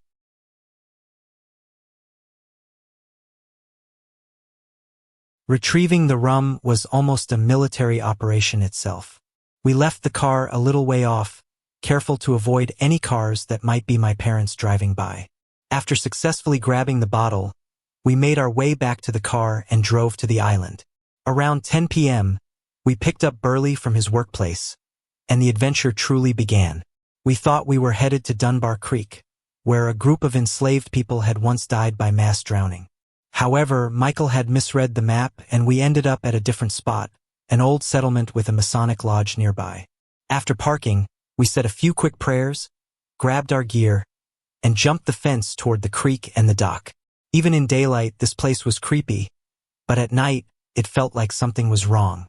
As we moved around, Burley kept gravitating toward the dock, saying he wanted to go swimming. Michael and I, who were at the front, began to feel a strange, heavy presence. Michael grew visibly unsettled, mumbling prayers in English and Latin, his face turning pale. It was the first time I'd ever sensed a presence, faint but oppressive, hanging around us. There was a fell presence on the air. Tolkien's words described it perfectly. Just as I was about to suggest we leave, Burley screamed, "Let's get the hell out of here." He came running out of the bushes with David and Kat close behind. Michael and I took off, feeling that presence bearing down on us. Kat got stuck on the fence, and as we helped her over, I saw Burley leap over the fence, only to suddenly go limp, his eyes open but blank. David and Michael carried Burley to the car, and as I started the engine, Kat checked his pulse and breathing. She couldn't feel either. Unsure of what was happening, Michael yelled, "To the church!" I sped toward the church parking lot, and on the way, Michael and I started reciting the litany of the saints and the prayer to Saint Michael. According to Kat, each time we mentioned Saint Michael, Burley's eyes would roll back. When we reached the church, we tried to get Burley into the chapel, but it was locked. I ran back to the car, and the second I opened the door, Burley gasped for air as if he'd just surfaced from underwater. Relieved, I asked if he'd accept a prayer of exorcism. Burley agreed, so Michael and I laid our hands on him and recited fragments of exorcism prayers in Latin. Burley mentioned hearing a woman's voice and feeling his wrists being cut before he blacked out again. Thinking the worst was over, I blessed him with holy water. Suddenly, he screamed, clutching his head in pain, and ran. For a moment, we were frozen. But when we saw him heading for the road at an unnatural speed, we sprang into action. Michael later reported that, while chasing him, he heard Burley shout, "Drink the poison yourself," which was a line from the Latin exorcism I'd read. Burley couldn't have known that phrase. It was beyond the Latin he'd studied. We searched for over an hour, receiving disturbing texts from Burley, like, "Bye by David," while he was nowhere in sight. Finally, Michael and I returned to the church parking lot, and Michael raised his crucifix, calling for Burley to come out of the woods. The figure emerged. It looked like Burley but didn't move or act like him. Michael ordered it to kneel in Christ's name. The figure resisted but eventually complied, dropping to its knees, unable to lift its head. We asked who it was, and it replied, "Elizabeth Hall." We demanded to know why it was possessing Burley, and it said, "He promised me eternal life, the one you call the Lord of Lies." As we prepared to continue the exorcism, Kat came running, and Burley's body went limp again. We prayed over him, reciting the litany of the saints and repeating Vade Retro Satana. His back arched, then collapsed, and when he opened his eyes, Burley looked at me and said, "I believe." In that moment, I felt compelled to baptize him. I poured holy water over his head, invoking the Father, Son, and Holy Spirit. When he fully regained consciousness, he embraced us, then reunited with Kat. Checking my watch, I realized it was after midnight, the start of Divine Mercy Sunday. Felt like a miracle. We prayed the chaplet of Divine Mercy, and for the first time that night, I felt at peace. Since that night, I've believed we encountered a genuine evil spirit. Burleigh's unnatural strength and sudden comprehension of Latin are hard to explain any other way. Although we were far from official exorcists, I believe our faith, prayers, and God's mercy saw us through that night. And we all learned a valuable lesson, not to mess with the supernatural. I'm writing this in the hopes that someone might be able to explain what I've experienced.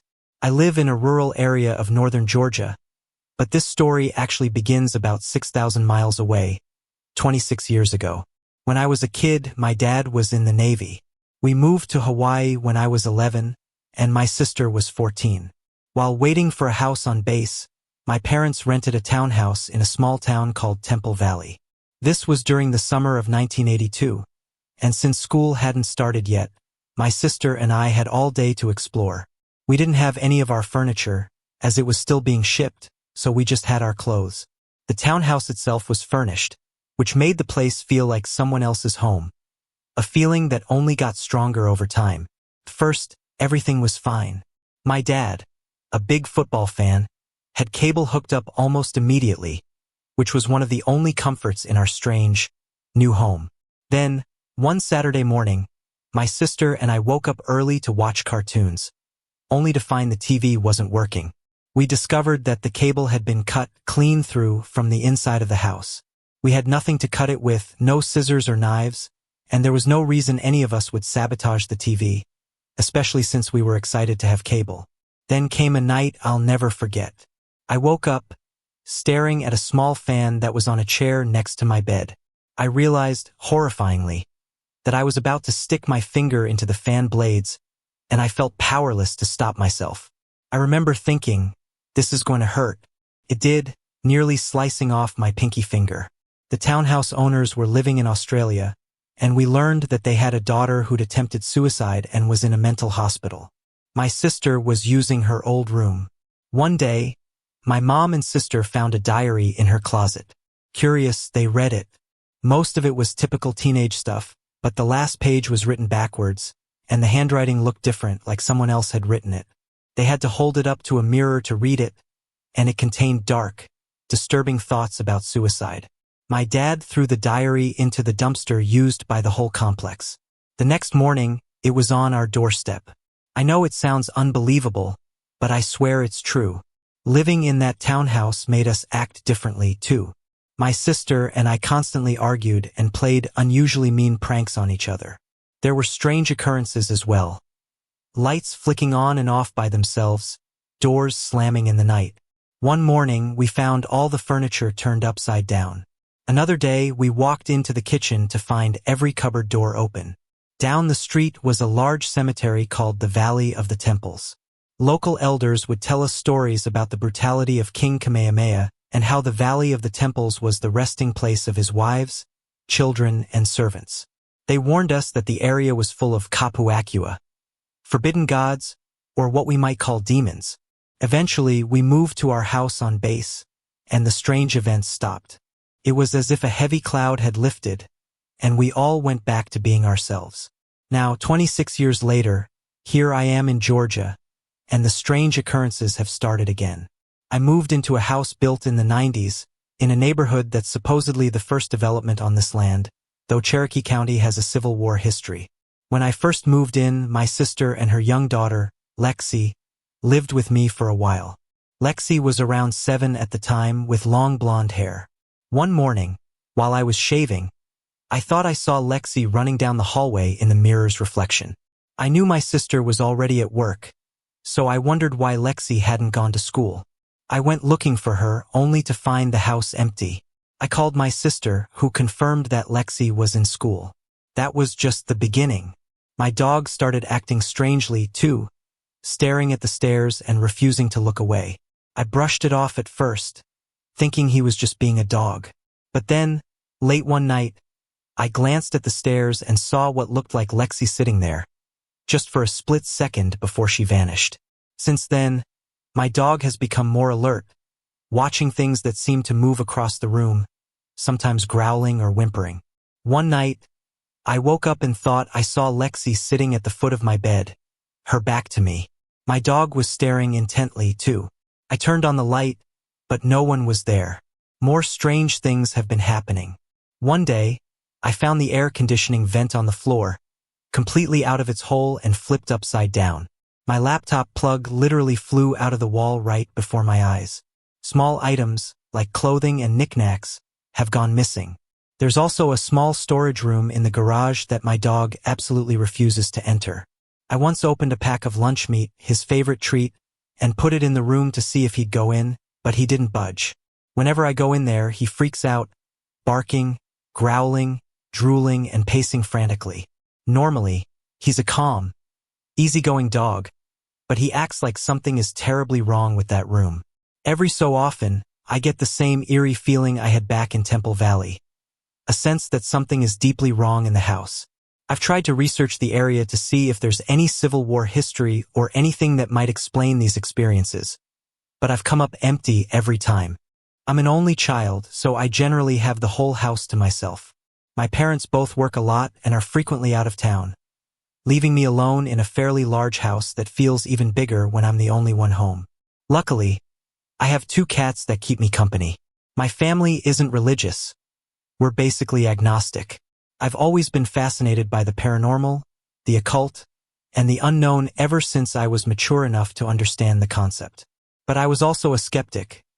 I had never experienced anything myself, and until I did, it was all just an intriguing mystery. Secretly, I hoped for a paranormal encounter, something that might prove me wrong. But I was also paranoid that if anything did happen, it would scare the life out of me. This incident happened when I was about 16, a few months after we moved into this house. It was relatively new, and only one family had lived here before us. I'm now 23 and still live here, but nothing else has happened quite like this.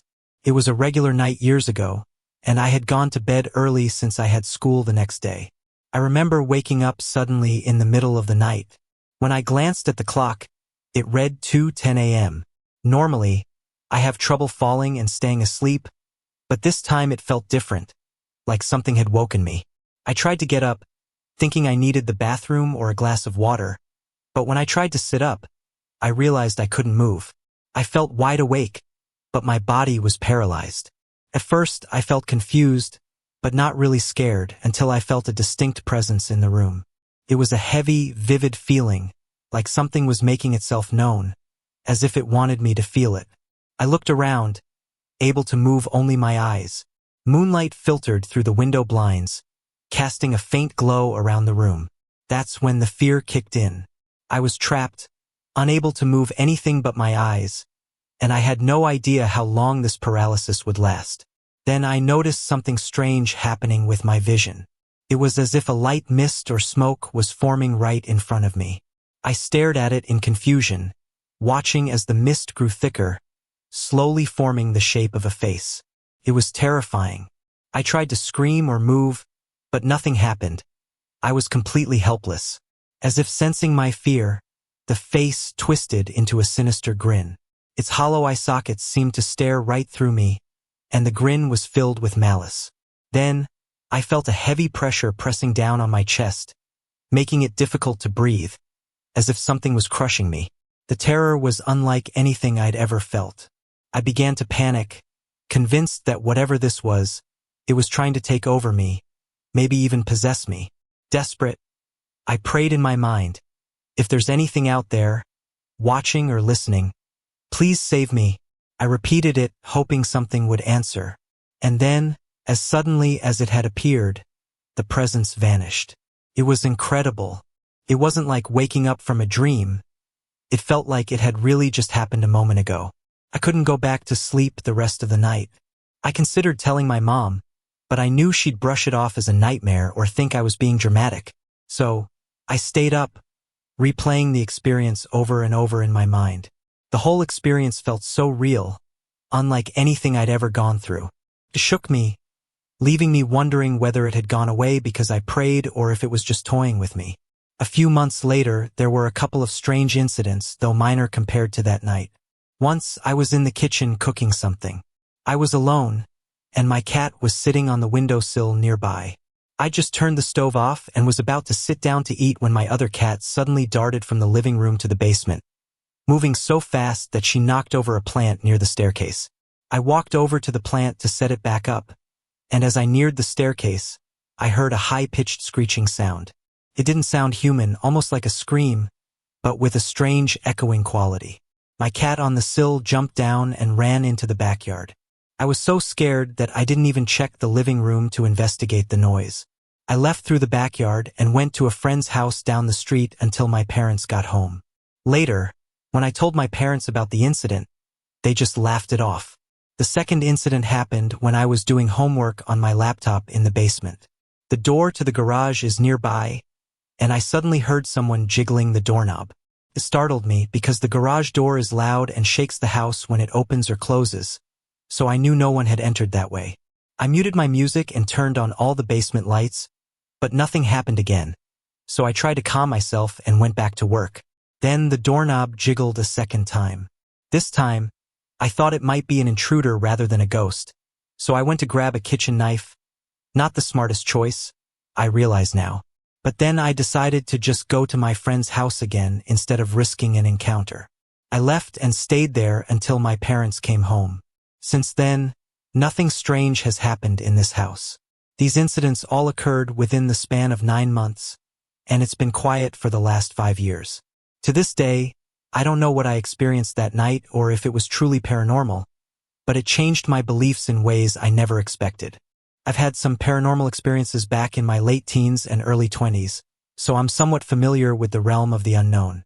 At 22, I was saved by Christ and decided to stop dabbling or messing with such things. Now I'm 48 years old, and I haven't had any supernatural encounters. At least, not until recently. I've been married to a wonderful woman for 17 years, and we have 3 kids aged 11 to 14.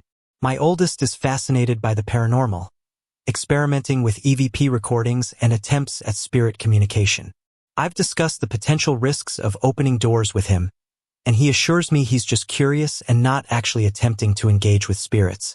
I'm not entirely sure I believe him, though. My youngest, on the other hand, believes in ghosts but is easily scared. Last October, my wife and I had one of the few arguments we've had in our marriage. We'd both been involved in an online game, and long story short, it led to a breakdown of trust between us. That night felt thick with negative energy, something I hadn't felt in a long time. I work evenings, so we usually go to bed around 1 or 2 a.m., and that night was no exception. My wife fell asleep quickly, but I lay there wide awake, staring at the ceiling and going over the events that led us to this point. The room was dimly lit by the glow of our alarm clocks. Out of the corner of my eye, I noticed movement on top of our 6-foot dresser. When I looked directly, I saw nothing, but in my peripheral vision, there appeared to be a misty, rotating shape about the size of a beach ball. It was a grayish color, continuously swirling but staying in one spot. I looked back and forth several times, and each time it only appeared when I wasn't looking directly at it. This went on for about half an hour. Then, on the other side of my field of vision, I saw something else. A shorter figure, maybe 3 or 4 feet tall, just the outline of a head and shoulders above the bed. I only saw it when it moved, almost blending in like a chameleon, before vanishing. At that point, I became as alert as possible, listening closely, but the room was quiet, just the stillness of the early morning. I wasn't scared, more intrigued, wondering if I was imagining things. Shortly afterward, I felt a tingling, almost electric sensation in my foot. The feeling traveled up my leg, passing my knee, like a slow, warm fluid. It wasn't unpleasant, so I lay there still, observing it. Then, it felt as though something slipped between me and my sleeping wife, gently laying a leg over mine. Though there was no physical weight, the sensation was very real. A minute later, something even stranger happened. I'll keep it PG, but I suddenly felt a strong, euphoric sensation, like waves of energy washing over me. There was no physical touch, yet each wave was intense, sending me into a kind of bliss. The first few waves were the strongest, spaced about 5 to 10 seconds apart, then gradually weakened until the experience faded altogether. There were no fireworks, so to speak, and I drifted off to sleep. The next day, I wondered if it had been my imagination. But the following night, as I lay awake again, the same experience happened. The mist reappeared, though I didn't see the other figure. After the second night, I mentioned it to my wife, who's a believer in the paranormal and no stranger to the idea of spirits. She suggested I see where it goes. Since that night, I haven't seen the mist, but I continue to feel those waves of energy almost every night.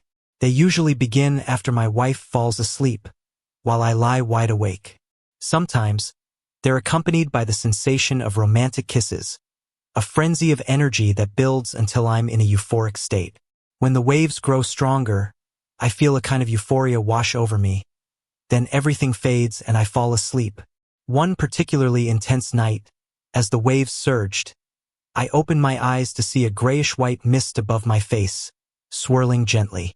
I recognized it as her, finding it comforting, then closed my eyes again, letting the experience continue. Curious to know if it was just my imagination, I began experimenting with a pendulum to try and get some answers. I'd be happy to share what I've learned if anyone is interested. Around the same time, my 11-year-old son started having trouble sleeping in his room, claiming he sees ghosts. Now, he sleeps in the living room under a bright lamp. I initially thought it was just his imagination, but last week, my wife found him frozen in the bathroom off our bedroom, his eyes wide as saucers. He told her he'd watched someone walking back and forth in our bedroom, only for them to vanish right in front of the bathroom door. I don't think anything is deliberately trying to scare him, more like a ghost sighting that startled him. I rarely remember my dreams, but lately the ones I do recall have been very intense and, honestly, highly erotic. There are some nights when nothing happens, but on other nights, the waves are stronger than ever, seeming to grow in intensity each time. I don't know if this is purely my imagination or if something else is truly happening. A few days ago, I had a strange dream, or at least I think it was a dream. I'm not entirely sure, and that's why I'm hoping someone can help me make sense of it. I'm desperate and afraid, but I'll do my best to explain it as clearly as I can. In the dream, I found myself at a bus stop in the rain. I had no idea why I was there or what I was supposed to be doing, and I didn't recognize my surroundings. I was holding a piece of paper in my hand, and in the upper right corner, I saw my name. The rest of it was written in an old-fashioned style of cursive, like something from the 1800s, in ink that looked like it had been written with a quill. I tried to make out the words, but I could barely decipher anything beyond my name. Suddenly, a strong wind whipped the paper from my hand, and I tried to catch it, but it flew away. Out of nowhere, a man appeared.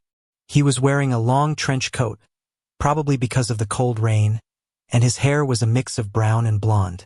I couldn't see his eyes at first, but when another gust of wind blew his hair back, I saw them.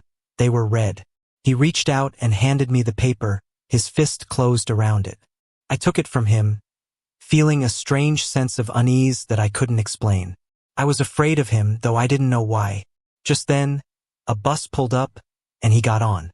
I stood there, frozen, and the bus driver looked at me, asking, "Hey, you getting on or what?" For reasons I couldn't explain, I replied, "No, I don't think I should." The driver shrugged, closed the door, and sped away, leaving me standing there, stunned and unsure of what had just happened. I started walking in what I assumed was the direction of home, though I didn't know where that was or even where I was going. I came to a crosswalk, and as I paused, I saw the same stranger standing on the opposite side of the walkway. As we passed each other, he stopped, giving me a small smile. I wanted to thank him for the paper, but I couldn't get any words out. I was too afraid. He walked on, and as he passed, I noticed something strange. He had what looked like ears, or maybe horns. Whatever they were, they weren't human. I quickly turned around to get a better look, but he had vanished. Then, My surroundings began to fade, and I heard a voice whispering, "Are you scared? If you are, you can look away. Either way, I'm always here." Well, at first, I thought it was part of the dream, but then I realized my eyes were open. I could almost smell rain, fresh and real.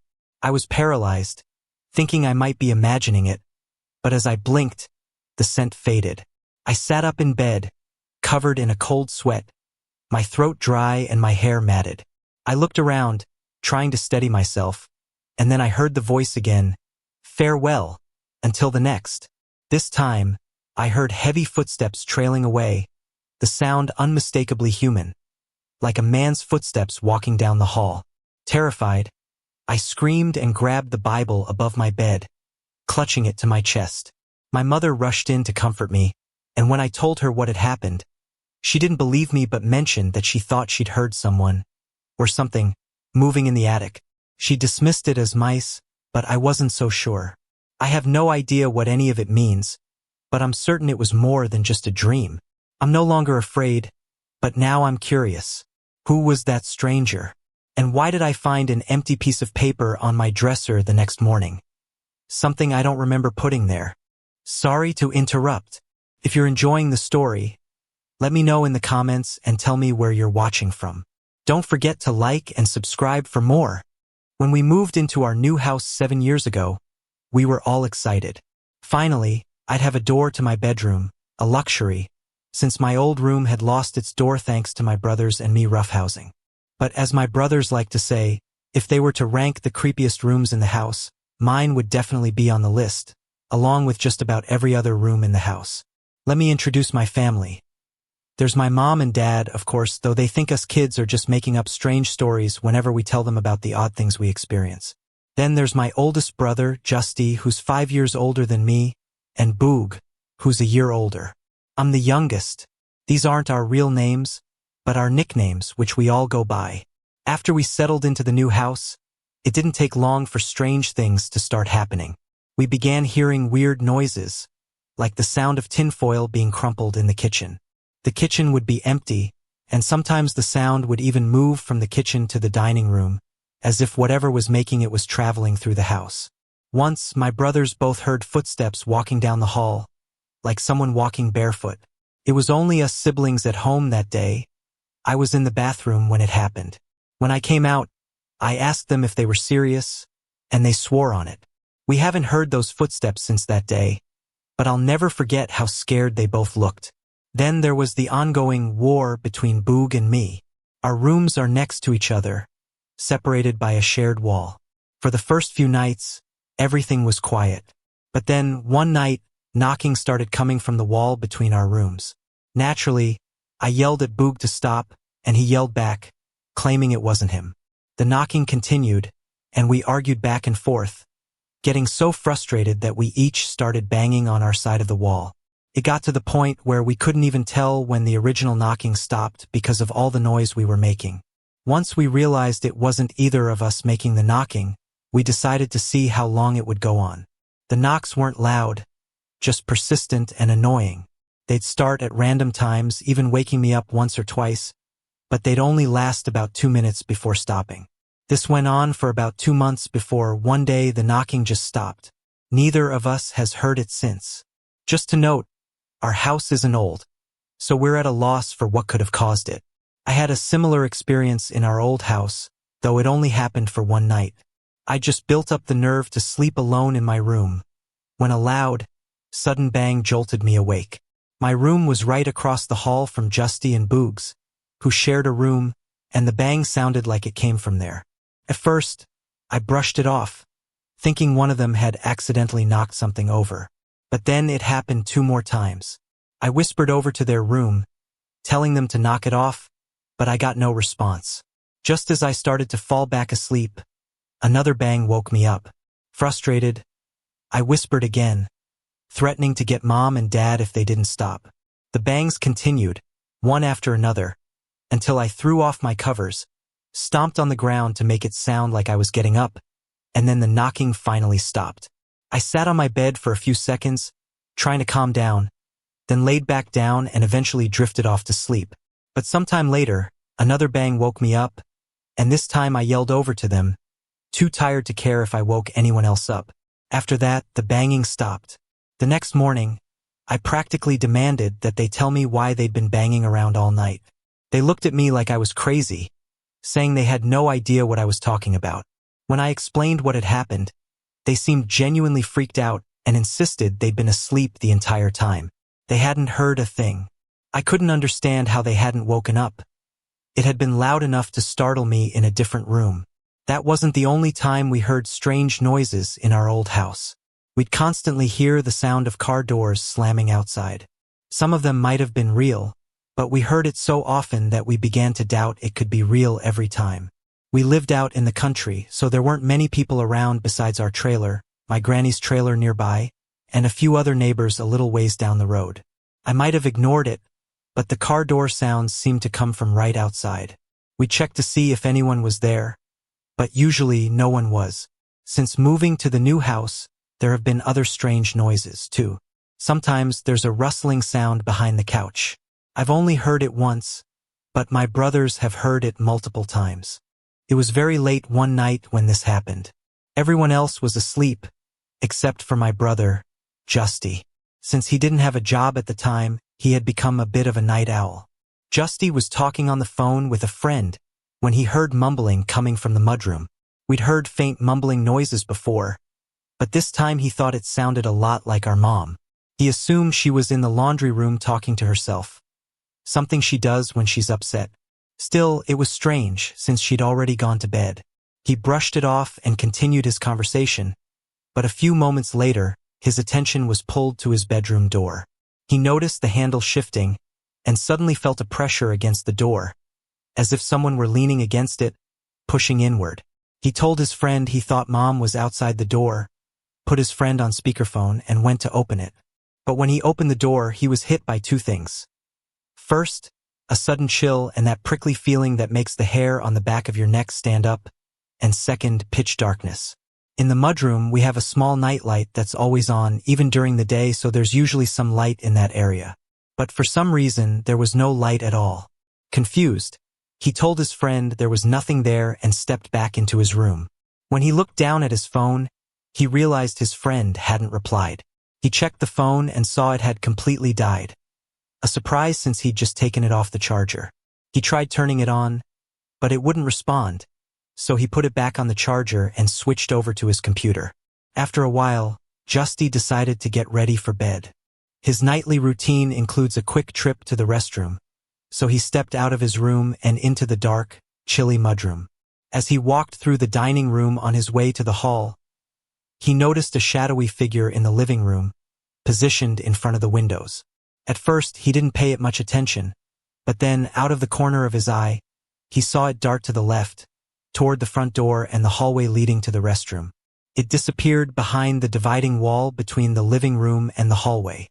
Later, he told us that, in hindsight, it didn't even look like it was moving its legs, it just glided away. Frozen with fear, he initially thought someone had broken into the house. He felt so terrified he was nearly in tears, rooted to the spot. Eventually, he mustered up enough courage to walk to the kitchen and switch on the light. He looked down the hall toward the front door, but he didn't see anything. Thinking maybe the intruder had doubled back into the living room, he quickly turned around, but it was empty. He turned on all the lights in the hallway, checking every room thoroughly, but found nothing. After calming down a bit, he finally went to the restroom, then returned to bed. He told us about the experience the next morning, visibly shaken. The next sighting of the shadowy figure happened more recently, and again, Justy was involved, along with the same friend he'd been talking to on the phone during the previous encounter. They were about to leave through the side door to go to town. I'm not sure what made them turn around, but as they did, they both saw a short, dark figure dash around the dining room table. Neither of them wanted to investigate further, so they quickly shut the door and left. No one else was home at the time. My parents were at work, I was in school, and Boog, who graduated last year, was away at college in another county. I've had paranormal experiences since I was about 3 years old, and I'm 23 now. To start, there are 5 shadows that appear on my walls whenever I get nervous or when something significant is about to happen. like the night my aunt passed away from cancer. They look like the silhouettes of men, and though it sounds frightening, I've never been afraid of them. I consider them my guardians. Growing up, I lived with my grandparents, and I always felt that something was in their house. I'd often hear footsteps on the basement stairs or in the hallway, but my grandparents would tell me it was just the house settling. When I was around 9, my cousin and I decided to explore the crawl space in the basement. To clear away the cobwebs, we tossed a pool cue stick into the crawl space. We both saw it land on the ground, but as we were about to climb in, the cue stick shot back out, narrowly missing us. We'd seen it land. There was nothing it could have bounced off of. Terrified, we closed the crawl space door, locked it, and stacked boxes in front of it. When we went upstairs to get my grandpa, he came down only to find the boxes unstacked and the door open a few inches. I never went into that basement again. Now that I've moved out, my grandma and the housekeeper have reported seeing a woman walking through the house. I occasionally still see shadows moving along the walls, though these are different from my 5 guardian shadows. Currently, I live in my mother-in-law's house. The house itself doesn't have any dark or tragic history, but strange things happen here nonetheless. For instance, if you put a railing on the stairs to the 2nd floor, an old man, looking like a homeless wanderer, will sometimes appear, sitting on the railing and watching you. My husband has also seen a clown-like face in one of the upstairs windows. My experiences in the house, however, are different from theirs and more unsettling. One night, I woke up filled with a powerful sense of dread. So intense I was nearly in tears. I glanced over at the open closet and saw a dark, shifting mass sitting in the corner. It seemed to hesitate, moving forward as if it wanted to come out, then retreating back into the shadows. I noticed my guardian shadows racing around the walls, almost like they were trying to protect me. I was so shaken that I dragged my husband into the room next door, where he promptly fell asleep on the couch. I, however, was wide awake. The closet in this room was open too, and it shared a thin wall with the closet in the other room. As I sat there, I saw the same dark figure move through the wall, slipping into this new closet. My 5 guardian shadows had followed us into the room, and they seemed to pick up speed whenever the figure tried to come closer, only slowing down when it retreated. At one point, the figure lunged forward, and in a deep, clear male voice, it said, 6, 6, in the car. It repeated this eerie message 2 or 3 times before retreating back into the closet. After about 30 minutes, the figure faded away, my shadows left, and a sense of calm finally returned. For a few days after that, I could still feel the presence lingering around the house, but nothing else happened. That incident took place 2 years ago. We moved out for a while but have recently returned to the same rooms. Over the past couple of weeks, I've heard the voice again, repeating 6, 6 in the car about 5 or 6 times. There's also another presence in the house, a little girl named Kathleen. I sometimes see her sitting on my bed or walking down the hall before she vanishes. She likes to move my belongings around while I'm at work, and she seems terrified at night, often staying close to the bed. Even when I can't see her, I can sense her, and she has a way of communicating with me telepathically when she needs to. Her name or face will pop into my mind, or I'll get a sudden idea of where she's hidden something she's moved. I'm used to spirits and strange happenings, but this figure and its message still leave me uneasy. I'm not sure what 6, 6 in the car means or why it keeps repeating, but it's unsettling to say the least.